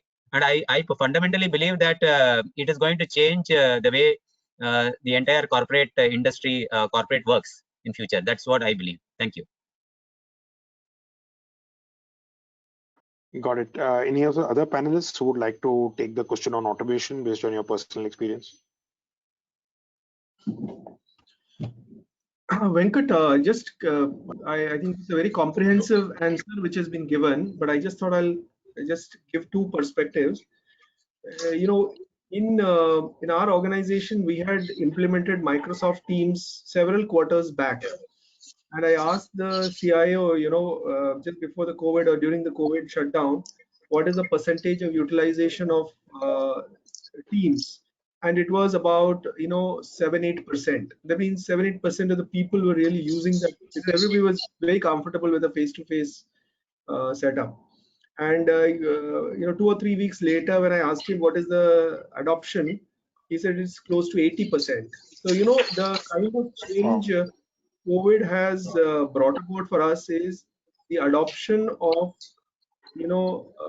working seamlessly. We've had leadership meetings where we worked on projects simultaneously using the technology. The same deck is being updated by 10 people simultaneously. So this concept of sending mails here and there, attachments here and there, all that is gone. And so remote working is here for real. And today I was talking to one of my HR senior leaders here in the company, and in fact, the thinking now is, rather than calling it work from home, I think the new norm should be work at home, because frankly, it's going to be as if working at home is like working at office. So I think there is going to be a complete mindset change in the way we are going to operate as a company post COVID. And while there are a lot of negatives that have come from this pandemic, but there are a lot of positives of this nature, mindset change which has happened. That's what I just bring to the table. Perfect. Thank you. Perfect. Yeah. Okay, if I can, So Ashutosh, did you have any perspectives on this? no, the automation is the in thing, and post-COVID, the role of automation is going to increase tremendously. The customers, so social distancing is not going to go away. This will be there, and the how we engage with the customer, that's going to change. The supply chain model is going to change. There will be intelligent automation will be there, and robotics. We are hearing drones, they are being used for sanitization as well as for delivery of goods, and the workforce, as Mr. Sambasivan has said, TCS has made a bold statement that 75% of the workforce is going to be working from home in the next 3 to 4 years. So Yeah, paper-based 2025. Yeah, correct. approvals, yeah, so paper-based approvals are going to go away. Workflow-based approvals will be there. And so what we have done, which I would with financial reporting was a big thing. I mean, in a way, the MIS reporting. So we implemented Tableau. So as soon as the SAP closure happens, all the reports gets published into the Tableau. So earlier there used to be a struggle with the president operations and directors that this report is not coming, this plant is delayed reporting, this guy is not good, and all those things. So what we implemented Tableau, gave access to all the stakeholders. Go and see, the only thing we have to worry about is just the book closure. Just see that everything has been posted correctly, reconciles happening, and then through BI you get a report that okay, everything is reconciled. Then a simple mail goes, flash happens that now you can see the report. So it's like a self-service mode. So that's a blessing in disguise now, even in these testing times. We don't have to worry about the sending email or sending forecast or anything of that sort. Go and look it and draw your own inference. Only the intelligent discussion happens if something needs to be discussed. So that's one. And second is that we implemented Concur, that all the sales force, we have a large sales force, around 15,000 people. So online submission of bills, online checking, don't have to worry about the bills coming and someone is, so people are looking at it online, and automatic posting is happening. We tied up with the credit card company, whatever spend is there. So automatically credit card data is getting posted into the Concur and updated into SAP. So these are, the life has been made easier through these simple automations. And yeah. Got it. Okay. But I can see a bunch of questions that have come through from the audience. I am not sure how we are going to be covering all of this in the next half an hour, but let's make an honest attempt to do it. So one question that I have, and probably I'll direct it to you, Mr. Jaju, is one of the audience is asking the question that, look, how will we ever come out of a recession if all large corporates think about conserving cash? So he's taking a contrarian view and saying that isn't this time not only for the government but even for corporates to be, especially the larger corporates, to be taking the lead to invest more money in capex and operations so that we are able to pump prime the economy. Any views on that, Mr. Jaju? Look, when we talk of conserve of the cash, but that conserve of the cash for what? Once at right time, when right opportunities will come, and then finally this will be again invested in the businesses only. And those businesses will address, it is not like just keeping the cash flow and putting in form of only fixed deposit like permanent liquid. It's not in that way today, because there is some amount of uncertainty, and to overcome that uncertainty you have to create a war chest by creating various initiatives, so whether working capital, extra funding, this, that, and then you'll come across with a lot of opportunities, including investment in, like tomorrow there will be some good value acquisitions will be available, and in the process a lot of consolidation I can see is going to happen. If you have created that war chest, then you will be able to use this liquidity to acquire those units and add to again your industrial output. So this finally will be invested for a productive purpose. It's not going to be invested just like as a liquid cash per se. It's only the timing which is important. We don't know today whether this COVID will last for next 1 month or 2 months. Till we see some visibility, we would like to remain strong on at least strong of the liquidity. So till that time, this phase will continue to be like this. Got it. Thank you, Mr. Jaju. If we can move on to another question. again from one of the panelists, which is to ask as to when is it that you see the banks loosening their purse string? Yeah, so how with this issue of banks being flush with cash and MSMEs requiring cash, when is this bridge going to be built between the two, and what are the triggers that need to happen for the banks to start lending once again? Would any of the panelists like to go for this? Can talk a little bit based on my discussions with the bank. I'm not an expert on banking industry, but having discussed this particular topic with a few bankers, because we deal with many banks. So what we found hearteningly is that they are okay to lend money to us if there's a need for some liquidity in one of our, say, subsidiaries. They are okay to lend for short term, say 6 months, 3 months and all, which they are giving, and some kind of moratorium also we are talking about. So those kind of things are happening. But I also asked them, what is it that you are going to do with that 1 lakh crores or 25,000 crores which is coming? How are you going to deploy it? There they become a little cagey, in the sense that what I'm hearing from a couple of at least the public sector banks is that they are being very, very cautious in lending. So even though there is a 1 month window within which you have to actually deploy, I'm not sure whether within that 1 month's time, whether they will be able to deploy all the funds. I don't know whether this answer is helpful or not, but this is what I heard from a couple of people. So I just thought I'll share this. Thanks. Okay. Any other? Thank you, Samba. Any other panelists want to take this? Yeah, Ashutosh. I will tend to agree with Ashutosh. Even with this recent 27th of March RBI announcements unfolding something like 3,74,000 lakh crores, if that liquidity is injected into system, then there will not be any paucity of the funds to medium to small sector as well. But the thing is, banks will be very wary about lending and taking any exposure to companies who don't meet their, kind of those ratios and that comfort level. So in that way, they will be deprived directly, but indirectly that flow will reach to them, because even large scale people, organizations will be able to take some booty out of that extra liquidity which is pumped into the system. That will finally make the way through some different ways to that MSME to some extent. I'm not saying the full extent. The flow will reach finally to them. But yes, those who are really on borderline cases, they will definitely have a tough time. So direct access of the funds will be for some time going to be as challenging as it was before. All right. Thank you, Mr. Jaju. Ashutosh, I saw that you were trying to make a comment. Would you like to come in?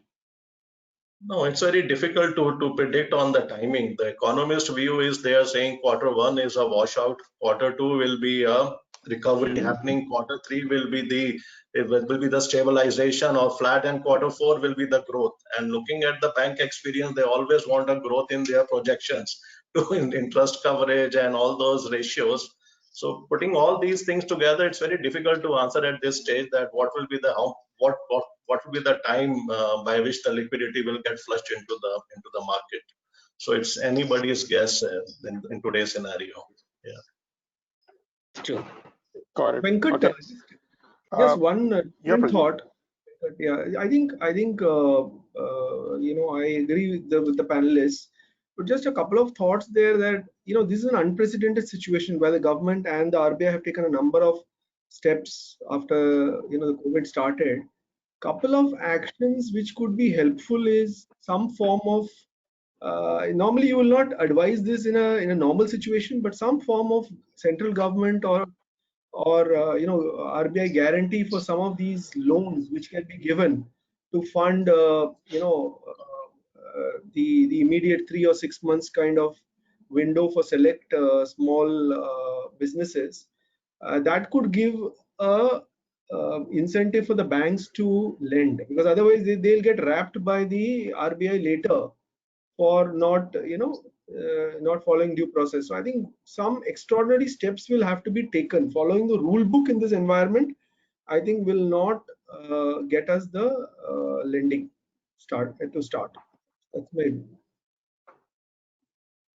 Got it. Fair enough, Pradeep. I can see several questions on how companies are dealing with staff layoffs. So maybe I'll take a crack at this. So one of the trends that we're seeing is, the way the question is worded is to say that should we treat staff cost as a fixed cost or a variable cost? The lens that that we are now beginning to apply to this question is to ask whether it's a core cost or a non-core cost. Unfortunately, there are several companies out there for whom retention of all team members on their roles through the period of the COVID crisis may not even be an option, because their financial statements don't have that kind of strength. I don't think any company is happy about taking these decisions, but I think these are choices that CFOs are now forced to make. Several of the companies have either put increments on hold, they have put bonuses on hold. Obviously, new hiring is on hold at several cases. Um, Decisions are being made on possibly letting go of people who are still on their probation. Within the full-time employees, there are decisions on whether furlough or unpaid leave should be considered. So these are, I think, the different conversations that CFOs of mid to small scale companies are having. Ultimately, it's all going to boil down to philosophy. The mantra that we're seeing a large number of companies follow is to say that if you have to save the ship, and that should be your first priority, because without the ship there are no sailors. So if any short-term sacrifices are required, then it's important for the organization to take those tough calls today, to make sure that everybody doesn't die. We've got to make sure that at least a bulk of the organization can kind of see through this crisis.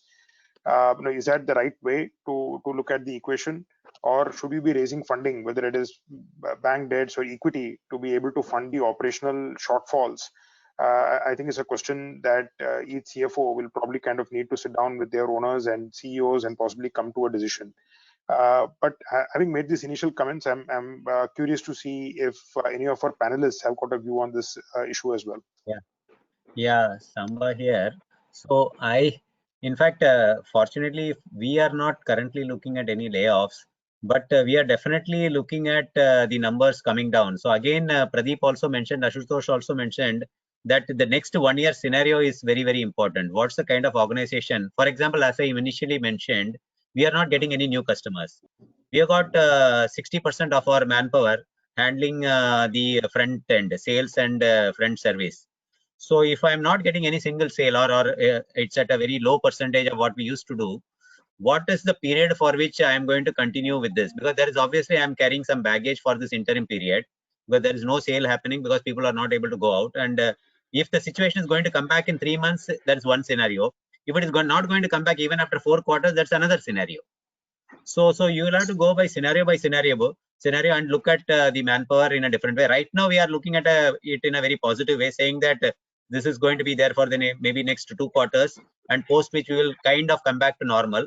So therefore, we are not taking any extraordinary measures. But however, if things change and if you believe that it will take another 1 year or 2 years to come back to normal, then there are no holy cows. We'll have to look at everything, right? So that's right now we are not thinking, but we can't say that we will never think about it.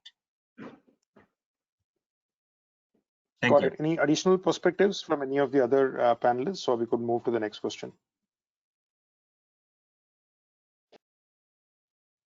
Fair enough. So we have a question here from Bimal Bhatt, and this is a question that I think Pradeep, you touched upon very briefly earlier. So the question he has is, large number of companies have got a very slow process for integrating all stakeholders and engaging with them, and that finally ends up becoming a credibility issue for the CFO. So in a COVID type scenario, how does a CFO get the desired support from all stakeholders, including suppliers and bankers? So do you want to take that up, Pradeep? Yeah, so yeah, I think this is a question which is valid in a COVID or even in a situation which is not COVID. I personally think that one of the ways that we can get to an alignment or an engagement with the stakeholders is typically, even I have done that in the past, as a young professional. We always look at things from our lens, from a finance perspective, but there is something called empathy, where you sort of put yourself in the shoes of the other groups, and then when you look at actions to be taken in that kind of a context, then the proposals that you bring forth are more sellable and more acceptable. So, for example, instead of saying that, instead of saying all capex in the company will be, stopped, if you have an understanding of which are the growth drivers in the company, which are the businesses which are going to give you top line in future, etc., and then you say, okay, I make choices, and the considered choices, I'll drop A, B, C, but D is going to be my winning horse, and therefore I am going to bet on that, and I am ready to spend some money on that. Now, that kind of a messaging is more acceptable and more sort of implementable in a company scenario, and that is true for a leadership team. It is true for stakeholders. I'm not sure whether I've been clear enough, but the approach, I think, which it really works for me. Got it. No, thanks for that, Pradeep. Ashutosh, any views on this?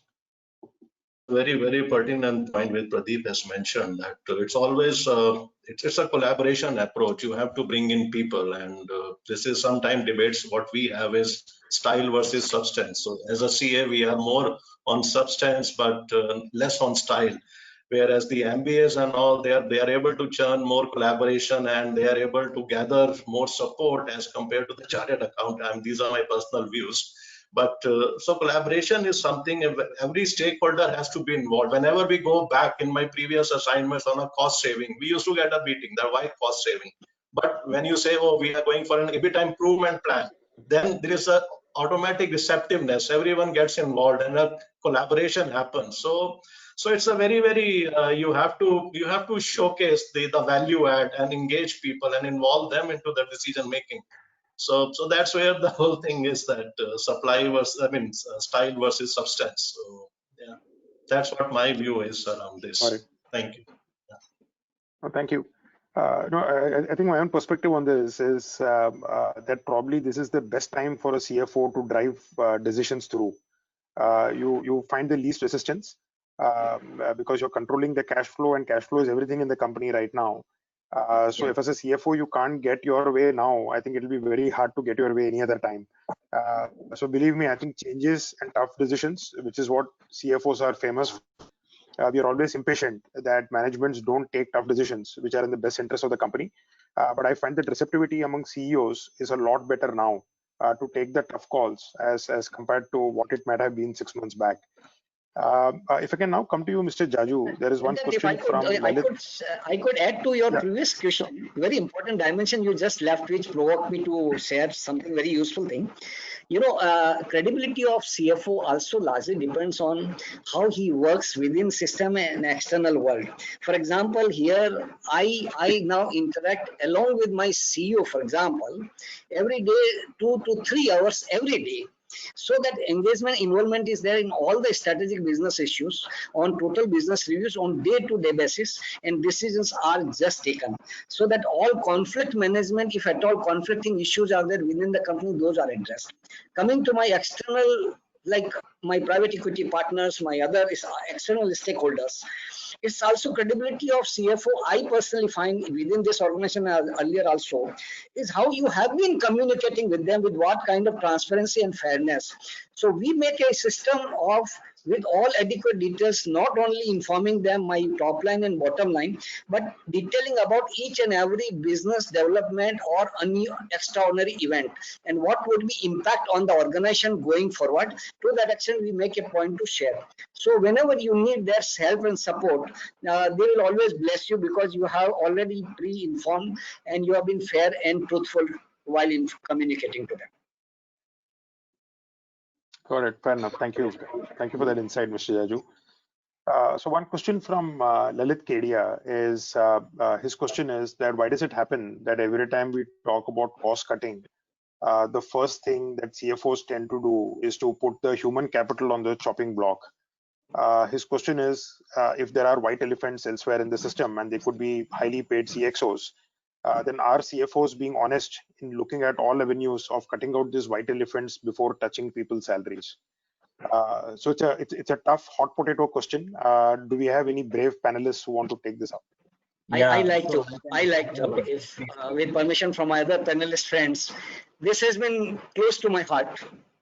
And also in terms of my actual deliveries in previous organizations, I find sometimes, we have gone very ruthless, and end of the day in sleeping also I was feeling guilty. What kind of this, I have done injustice to the families and other things.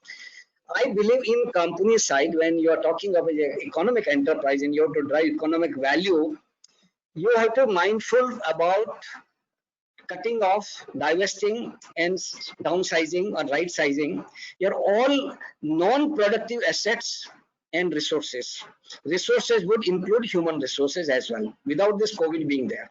So we have to make a value judgment.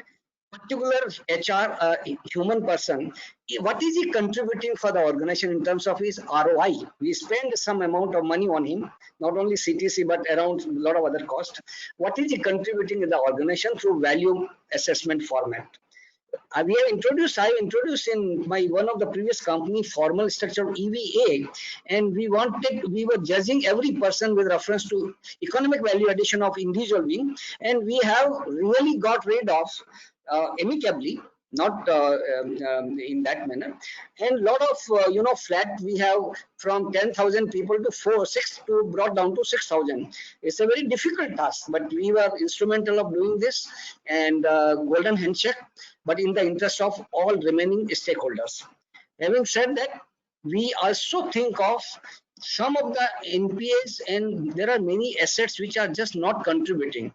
So we have done that also, divesting not only HR, because HR comes as a first point to attack, but if it is going to harm your existence, your profitability, your future growth, those critical manpower, in any case you have to continuously invest in their training and development and grooming, so that they are available when after COVID, when those opportunities come up, you need that kind of bench of those energetic leaders and energetic people to be with you. So sometimes you have Got to it. spend more money onto that. Got it. Fair enough. So your point is more on it doesn't matter whether it's a human asset or other asset, as long as there is an ROI, and that should be the only lens to prioritize which asset to keep or not to keep. Somebody noticed that you wanted to come in on this point. Would you like to Yeah. add on to what Mr. Judge was saying? Yeah, so right now what we are actually looking at how to make the ROI better for the human capital. So now we are actually enforcing a lot of what you can say upskilling, like upskilling on the new technologies, for example, RPA, AI, ML, lot of programs which we are now running in the last couple of months, so that when a decision time comes, maybe I do not know whichever way, 1 year down the line, if you're forced, at least the people are well skilled in terms of finding another job elsewhere as well, if at all situation becomes worse. So at least we can use this time more effectively to become more knowledgeable about varied subjects, because now it is, I think, more we need more of generalist, my personal view, than specialist, because the core competence of specialty is taken over by the robots. Actually, all the specialized jobs are being taken by the robots, and it's more where there is a human intervention which is required, and more leadership skills, where more analytical and insight related skills are all not yet robotized, because even that will get robotized in 5 years time. So till that time, at least we need to have those multifarious skills. At least we are looking at some kind of a job rotation across functions. Also getting knowledge of our sales guy has to have knowledge in finance. Finance guy goes to sales or marketing. So these kind of things we are doing it in a more structured way now. So that is something which we are trying to get the people more skilled. That's the point which I wanted to add. Thank you. Got it. No, thank you for that, Samba. It kind of leads me now to the next question, and I'm also very conscious that we are running out of time, so I'll possibly kind of restrict the number of questions to another 2 or 3. So the next question was really on reskilling, right? So a lot of the people attending the session today have got questions about the job continuity, right? As a CFO or as a finance professional, there's a lot of uncertainty on whether my role will remain relevant in this organization in, say, 6 months, 1 year, 2 years time. So what, in your opinion, are the top 1 or 2 skills which you believe post-COVID have become especially important for finance professionals to have in order to stay continually relevant to the organizations that they're working in? Pradeep, would you like to come in on that one?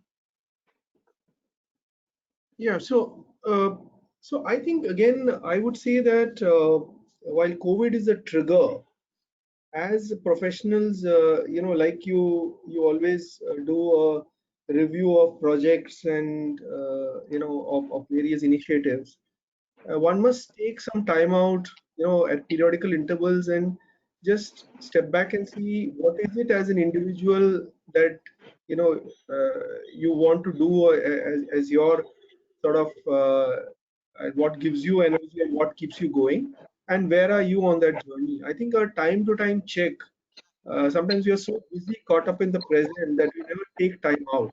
And personally, having done that periodically, I have personally got a lot of time from it. It needs a little bit of deep introspection. It may possibly need you to talk to a mentor, etc. Because whatever ideas or points I give you will be very generic points, but there has to be, like we talk about brands. Each person is a brand. You have to stand for something different from the other.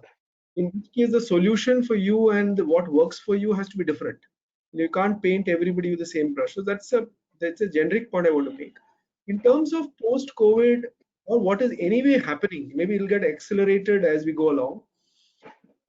I personally think that the fundamentals of finance, in terms of strong analytical skills, the ability to question, the ability to pursue values, the things that we as CA stand for, these kind of things are not going to go away. That is certainly the foundation on which all of the other actions and activities will happen. But what is certainly emerging out there is the use of technology. And some of us, I am one of the older guys in this group, I would say, but many of us have held back from that, saying that this will pass, this is a passing fascination and it'll go away. But I think that's here to stay. So I would urge that in the new world, as long as you are open to adopting technology, and it is not technology because it is fancy, but it is technology which is having a business case, which is makes sense, that will be a very, very important thing. So digital use of technology, automation, these is here to stay, and all of us will have to immerse ourselves in that space. But the fundamentals of finance, in terms of having good accounting, analytical skills, risk management skills, will not go away. And I think those will continue. And I think combination of these two will help us. Last point in this is the connect with the business. Very often we find finance professionals very good technically, but not making an impact in an organization because they either do not have the mentality or the interest in connecting with the business. So I think very important that whichever role you play, you understand that the business that you're working in, and therefore become more effective, adding value in whatever you do. Some of my earlier panelists mentioned will be absolutely critical. All right. Thank you, Pradeep. Ashutosh, would you like to add on? Pradeep has very aptly covered. So it's very important to being relevant to the organization, to the industry. So continuously reskilling, upskilling is the key. And yeah, so basic fundamentals are not going to go away, but more business-driven approach and always focusing on things that where I can add value. That's something which is going to stay. But we have to evolve every day. We have to be ready for the change, and so continuously improving on whatever we are doing, and technology, automation, digital, all these things, we have to be hands-on this in the times to come, and stay relevant. Yeah. Got it. Arpit, what do you want to Venkat, comment? yes, Yeah. so we've got, at the time of registrations, we've asked questions also, we've compiled them. I'll request Drishti madam, if you could, share some of these questions, and, we can have it for the panel, the quick last questions that we can take before we wind up this amazing session for today. Drishti madam, can you please share your Sure. screen and comment? Yes, ma'am. Yes, sure. So One question which I saw is quite relevant is that because of this anti-China sentiment, do you think Indian businesses and especially SMEs would benefit?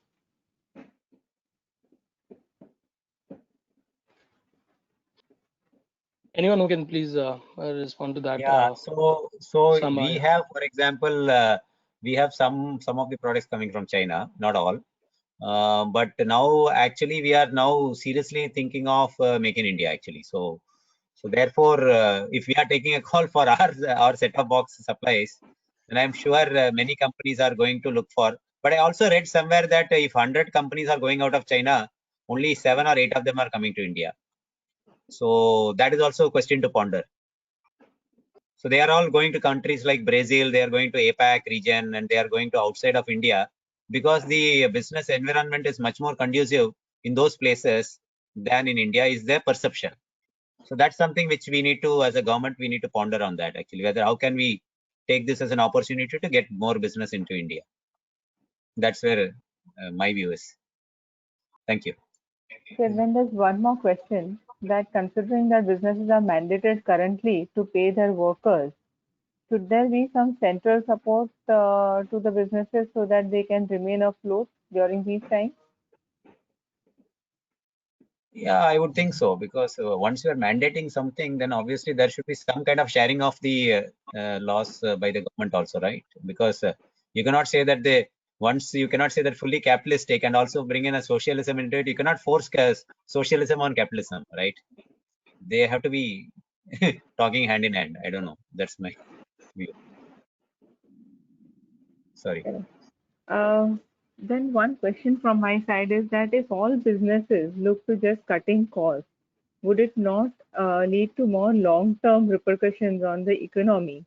And it will lead to a slowdown, a general slowdown, which will again go and hit the businesses. So is this the real way forward, or there should be some other solution to this?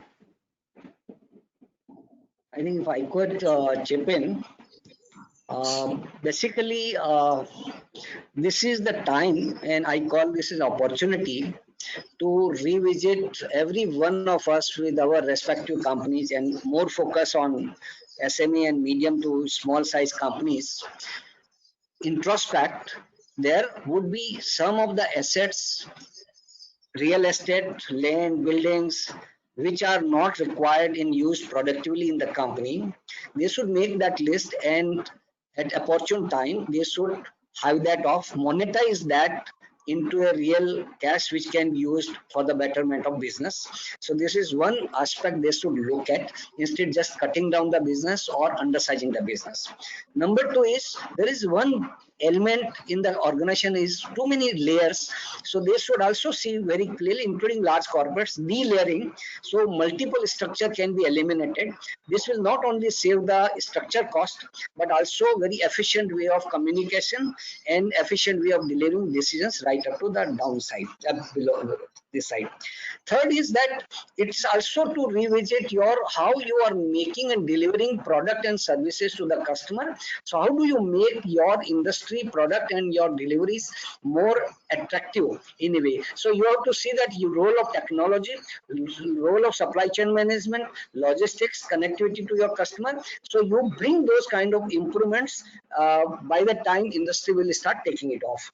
And last but not the least is that you continuously invest to the extent you can afford from your liquidity in your new key customers. Now with post-COVID, there will be a lot of changes going to happen. New markets, new customers, new territories, new way of doing the businesses. So you have to be ready to start investing right now, maybe on a trial basis or prototype basis. So once that situation and certainty comes, you are ready to reap that opportunity to your advantage. So idea is not to cut the business size, idea is to only do introspection to your business combination, so you are prepared to take mega opportunities hopefully waiting for you. There's nothing like crisis will last for decades and decades. Could be 1 year, could be 6 months, but end of the tunnel, then you should come as a winner. That's my summation. Yeah. Right. And Manish one thing bhai, I if you would have any like to question. add, Yes, sir. Yes, Ashutosh sir. No, whatever. It's not about cutting cost. The capital is a scarce resource. It's about capital allocation. It's identifying what is good cost and what is bad cost, and then applying it. And it's not about cutting cost. It's about we have to put in the good cost actually. So it's about capital allocation and putting in where the money is really required and it's productive. Yeah, thank you. Manish bhai, if you have any questions, you can come in. Drishti madam, is that it or yeah? Thank you, madam. We got Thank some you, Arpit. amazing questions actually. Yes, Manish bhai, you can share your screen if you want. No, thank you, Now you can ask Arpit, the for question. the Yes. opportunity. I have just one question that government was having a dream or a project that 2024 India will achieve a 5 trillion economy. So after this COVID, where you said rightly said that it will last for 6 months or 1 year or we don't know. So where we will stand in 2024? You have to see Looks everything like in the end of relative the terms. session. Looks like the end of the session question. In relative terms, that 5 trillion was linked to particular X figure that point in time. The whole global economy GDP has come down. So in relation to that, your percentage term will still remain unchanged, except absolute figure 5 trillion might undergo change. Yeah. Okay. Thank you, sir. This figure, Venkat, maybe I'll request using this question, maybe all of us we can have a quick closing comments, and then I'll request Murtuza bhai to please come on the screen for a heartiest and a well-deserved vote of thanks. It has been an amazing session over this entire 1.5 hours. Also, there's one question that has just come in is so what about luxury segments? Companies, Yogi Saraf has asked a question. What about companies who are into luxury? So maybe one or two, and maybe we can have closing comments quickly. Over to you. Yeah. Okay, and any of the CFOs would like to take the question on luxury? Yeah, Samba see, sir I had mean, to say something. So yeah. yeah, no, it will I'm be saying, a value for money. Yeah, Satosh. Just a quick one. It's going to be a value for money spending, which is going to when people are holding on to their consumption pattern, and so it will be people will be more keen to spend on essentials. Going to be a value for money game. Yeah. Thank you. but So having since said that, Ashutosh sir mentioned, since Ashutosh sir mentioned, and there's one just immediate this question has popped up. Sir, is Mankind Pharma closing in on any vaccination or something? Is it close to, or what is it? If you can share some insight on the medicine front. Okay. So the solution will be a medical solution, and if you look at it will be three things which are there. I mean, one is that within the existing drugs you are able to allocate a drug which is more suited to this, which is hydrochloroquine. Second would be the combination of drugs, whether it is anti-malarial or antifungal or antiviral. Third will be the vaccine, which is the most pertinent one. Looking at the time cycle, regulatory procedure, vaccine is at least 12 months away. The companies are working hard. We are also working hard, but going through the steps and the regulatory procedure, vaccine takes time. It's 12 months away, the vaccine. Oh, that's quite an insight. Yeah. Sorry, Pradeep sir. Yes, you had to something. all I was saying is that it's not all doom and gloom. See, what happens is even for luxury players, I think like we are doing like each in our own industries, we are doing our own thinking as to what will be the change in consumer habits and changes which are going to happen. I think similarly, even the luxury players will have to think what's going to change. For example, the whole hygiene. I mean, you have got Ashutosh here in the call, but the health sector, for example, hygiene, all these areas are going to pick up. Now, anything that in that platform could be an opportunity, like it is an opportunity on technology and digital and all those things are going to also step up. So there could be opportunities in various businesses using certain relevant platforms. So I think we just need to do some deep thinking. We are also doing the same in our organization. Yeah. Right. Got it. Samba, you Thanks, had Pradeep. something. Any quick 30-second closing comments, Samba? So I was just looking at the history of World War, both the World Wars. Post World War, there is a lot of population reduction which happened, and if you looked at the scenario after the 1945 World War, the 50s and 60s were kind of expansionary period. So as Mr. Jaju said, this is not going to last for decades and decades. So maybe 1 or 2 years, it will take time for us to come back to normal. My belief is that at least 1 year to come back to normal, to what we were before the COVID. But after that, the boom will be much faster, and it'll actually self-propelling kind of this thing. So I expect the future to be bright. Is my closing comment. Thank you. Amazing. Mr. Venkat, Jaju? there's just one question for you. You've been a consultant. Sorry, Jajuji, just taking one question more. Chandresh Kotari has asked how small and medium-sized CA firms should look forward in upgrading their software, because unlike big firms, we don't have ERP and we've not invested in so many systems. So during this time, so Venkat, maybe you can have a because even you represent a lot of practicing SMEs. So what do you think as a consultant? How and what should be done by SME CA firms?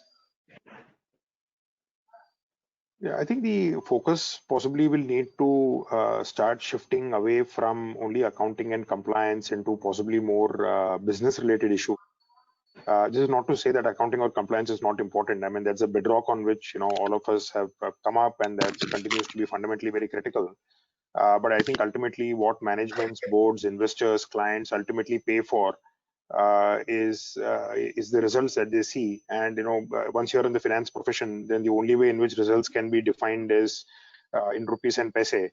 So I think the quicker all of us get focused on figuring out how we want to demonstrate ROI to our clients in the form of cash flow, profitability improvement, efficiency improvement.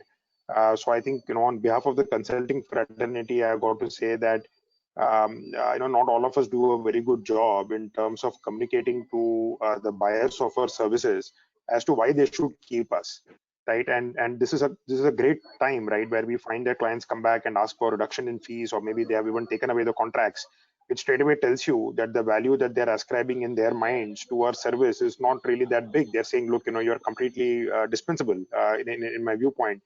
So question is, how do you as an outsider, as a consultant, become so closely identified with the client's business model that the management cannot do without you in terms of kind of figuring out how he's going to improve the bottom line of the cash flow? He cannot figure it out without your help. So that level of understanding of the business and also exposure in terms of what are the tools available in the market that can help the managements to become more efficient, I think is now going to be a prerequisite. I think that is what all of us as consultants and business partners to our clients will have to get very focused on. Absolutely, bang on. Over to you. So you had some question and Jajuji was replying. So I thought, maybe you could take that now. I was just inviting closing comments, from all the panelists, and maybe we could wind up. So a quick 15, 20, 30 seconds conclusion, Mr. Jaju. I will repeat what I started with, is that I think in my all honest and fair assessment, matured assessment, new world will evolve, new set of opportunities will come. What is required is new mindset. And the last and important lesson to all of us is conserve cash for the purpose of investing in productive purposes as the opportunities start opening to you. All the crises which have happened in last 80 years, I have some data to support on that. Post-crisis, growth has gone much more than pre-crisis period. Whether it was World War, whether it was post-Hiroshima or Nagasaki, whether it was 1998 and 2008, that is September 15, that financial calamity. After that, things have gone up. With that data, we all should be going with a positive and optimistic note that will be more opportunities to come. We as a CFO can contribute whatever within our balance sheet we can really build, conserve, sustain, hard free cash flow will really augur well for the organization sustainability. Perfect. Thank you. I think Pradeep is still left to give us closing comments. Pradeep, if I can request you to come in, please. Yeah, very brief one. All I can say is that, when we are in our day-to-day work and, it obviously is a stretching and challenging period, I think this is a positive way to look at this. Is it's once in a lifetime opportunity to contribute, and people who either gain experience or contribute to the organizations they work in this environment are extremely valued. So please think from that perspective. And the second point really is that while we look at the present, what we can do to immediately make sure that we contain the impact of the pandemic, let us not forget the future. The world doesn't end in 3 months. So, and as long as we have a slightly longer term perspective on this crisis, I think we'll stay balanced and sane. Yeah, thank you.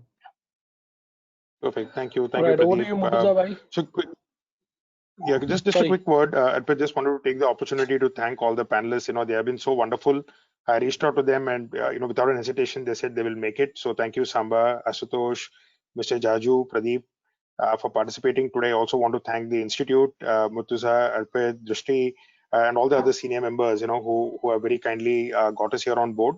I just wanted to take 10 seconds to say that, while all this sounds like a lot of gloom and doom, let's not forget to focus on ourselves, right? And I think mental health is a very, very important issue. I'm sure all of us are under serious stress. Well, I think we exchanged a few lighthearted moments here. I know once this webinar is over, we're all going to go back to our phones and emails and get back to some really serious work. But I think it's just important to kind of find ways by which we can stay sane. But I think a lot of us are kind of exercising and taking care of our physical health. But I think the big danger is that we've got to kind of be very, very conscious about maintaining our mental health as well. Yeah, so also one of the comment that I saw on the forum, Arpit, is that a lot of people said that they couldn't hear very clearly. So I'm sure if a video recording has been done of this session, maybe Yes. we can kind of circulate a link, Yes, yes. right? Yeah. We'll do that. Thank We'll do you, that. and stay We'll safe, be uploading it on everyone. the website also. Thank The you, entire Venkat, recording and for all thank you, Perfect. will be Arpit, uploaded. So and once thank again, we'll you, have a vote of thanks. gentlemen. I'll request Murtuza bhai to please give a vote of thanks. And before everyone leaves us, it's good, it's wise that we leave them. So Murtuza bhai, over to you. So thank you, Arpit. Really grateful to all of you, all five of you. All are very, very senior, and to spend so much time to share your thoughts with the participants. And I know, and this time when people are working from 8 to 11, so I really thank all of you. And let me only cover a few things. So like in a normal course at WIRC, if people had attended a seminar, we would have accommodated 250, 280, 300 people. And today we could spread the same technical knowledge with the same time of faculty to 1,500 or 1,800 people. So that is a change which the automation digitalization has brought. That is number one. Number two, I was listening to Samba sir, and Samba was mentioning about RPA, digitalization, automation. So people were really thinking, some of them, whether we should do it, not do it. But now people are reaching out and they are saying, yes, we need to embark on, we need to go to automation so that we can work from home and things like that. And we were talking about drone for a construction real estate clients, and some of the clients were saying, "यार क्या बात करता है ये सब चीज थोड़ी India में हो सकता है." And now when they see on the news the UP policemen using drones and capturing children playing cricket, and they know that it is a reality. They are saying, yes, what you were saying a year back or 2 years back is now actually a reality, and we can use it in a construction business. We can use for health and safety audit to check whether people are really wearing gloves, whether people are wearing helmets, whether people are while doing welding, whether they are wearing glasses or not. So I'm saying that is the mindset which this 45 days has brought about, and definitely that is a new way of doing things. So again, one by one, I'll come to Jajuji. You come from power industry, you brought about different type of knowledge and skill set with coal and X and Y, and your vendors were different, and with so many years of experience. Thank you very much for all your inputs. We've picked up a lot of stuff from you. Ashutosh, yes, Ashutosh, again, coming to you. Thank you very much, Ashutosh. You brought about the pharma knowledge, and the last bit which you gave us about the drug and about the testing, etc. That was one of the icing on the cake. So thank you for all of those as well. I'll go to Pradeep. Pradeep ji, really with Pidilite and what you said with your type of industry, which is now down, how are you tackling your vendors, etc. But the one thing which you touched upon is looking at their fixed costs and paying them and supporting them. I think thanks a lot, Pradeep, to you also. Coming to Samba sir, when Venkat was introducing him and he mentioned about chess, immediately what clicked my mind is Samba sir. I'm sure you will remember every Friday Ahmedabad to Bombay on flight we both used to play chess together. And Samba sir with Tata Sky and the service industry and the type of automation digitalization which you guys have done, and I'm sure now people are subscribing more, so your revenues would have gone up. And like you were saying that we will give away half the space and people will work from home. I'm really worried about the real estate or people who have the real estate. What will they do? How will they survive? So will it bring about a newer challenge where like commercial premises will be vacant? That is one thing we'll have to look at. So the future, I am sure there are a lot of challenges in the future. And coming to you, Venkat, I kept you for the last, but I'm sure you played an excellent role, Venkat. And yesterday night also you were there on the call with us. But Venkat, getting all these dignitaries on to agree to come here and putting the questions, difficult questions, some of them were, and getting the answers from them and managing the whole event, Venkat, for 2 hours, holding on to it. Really, hats off to you and thank you very much. And last, thank you to Arpit for taking the lead and putting up this such a fabulous program. And thanks to all the regional council members, to the chairman, and to all the office bearers and all other regional council members. And last but not the least, to the WRC staff, Mishra ji, Ravi Arora, Seema, Subhash, and Vaibhav for helping us in the whole webinar series from 1st April till date tirelessly. Thanks a lot. We are happy to close unless Arpit has something. Over to you, Arpit. You are on mute, Arpit. Well done, and indeed a very well deserved vote of thanks. Thank you, Murtuza Bhai, the Secretary of WRC, and thank you all of you for accepting our invitation. And thank you, Venkat, for doing a fantastic job, given all the technical and all the things that we had gone through. That's how we prepare ourselves. So good. In the end, we had a fantastic session. All the people who are attending, please send your feedbacks and any suggestions or any other questions that you may have, and we'll send it to the relevant people, and probably they'll be happy to connect with you. Thank you, everyone. Have a great time. Stay Thank safe, you. stay healthy, Bye-bye. work on your Thank you, mental Arpit. health. Well done. Very well done. Thank you very much. Thank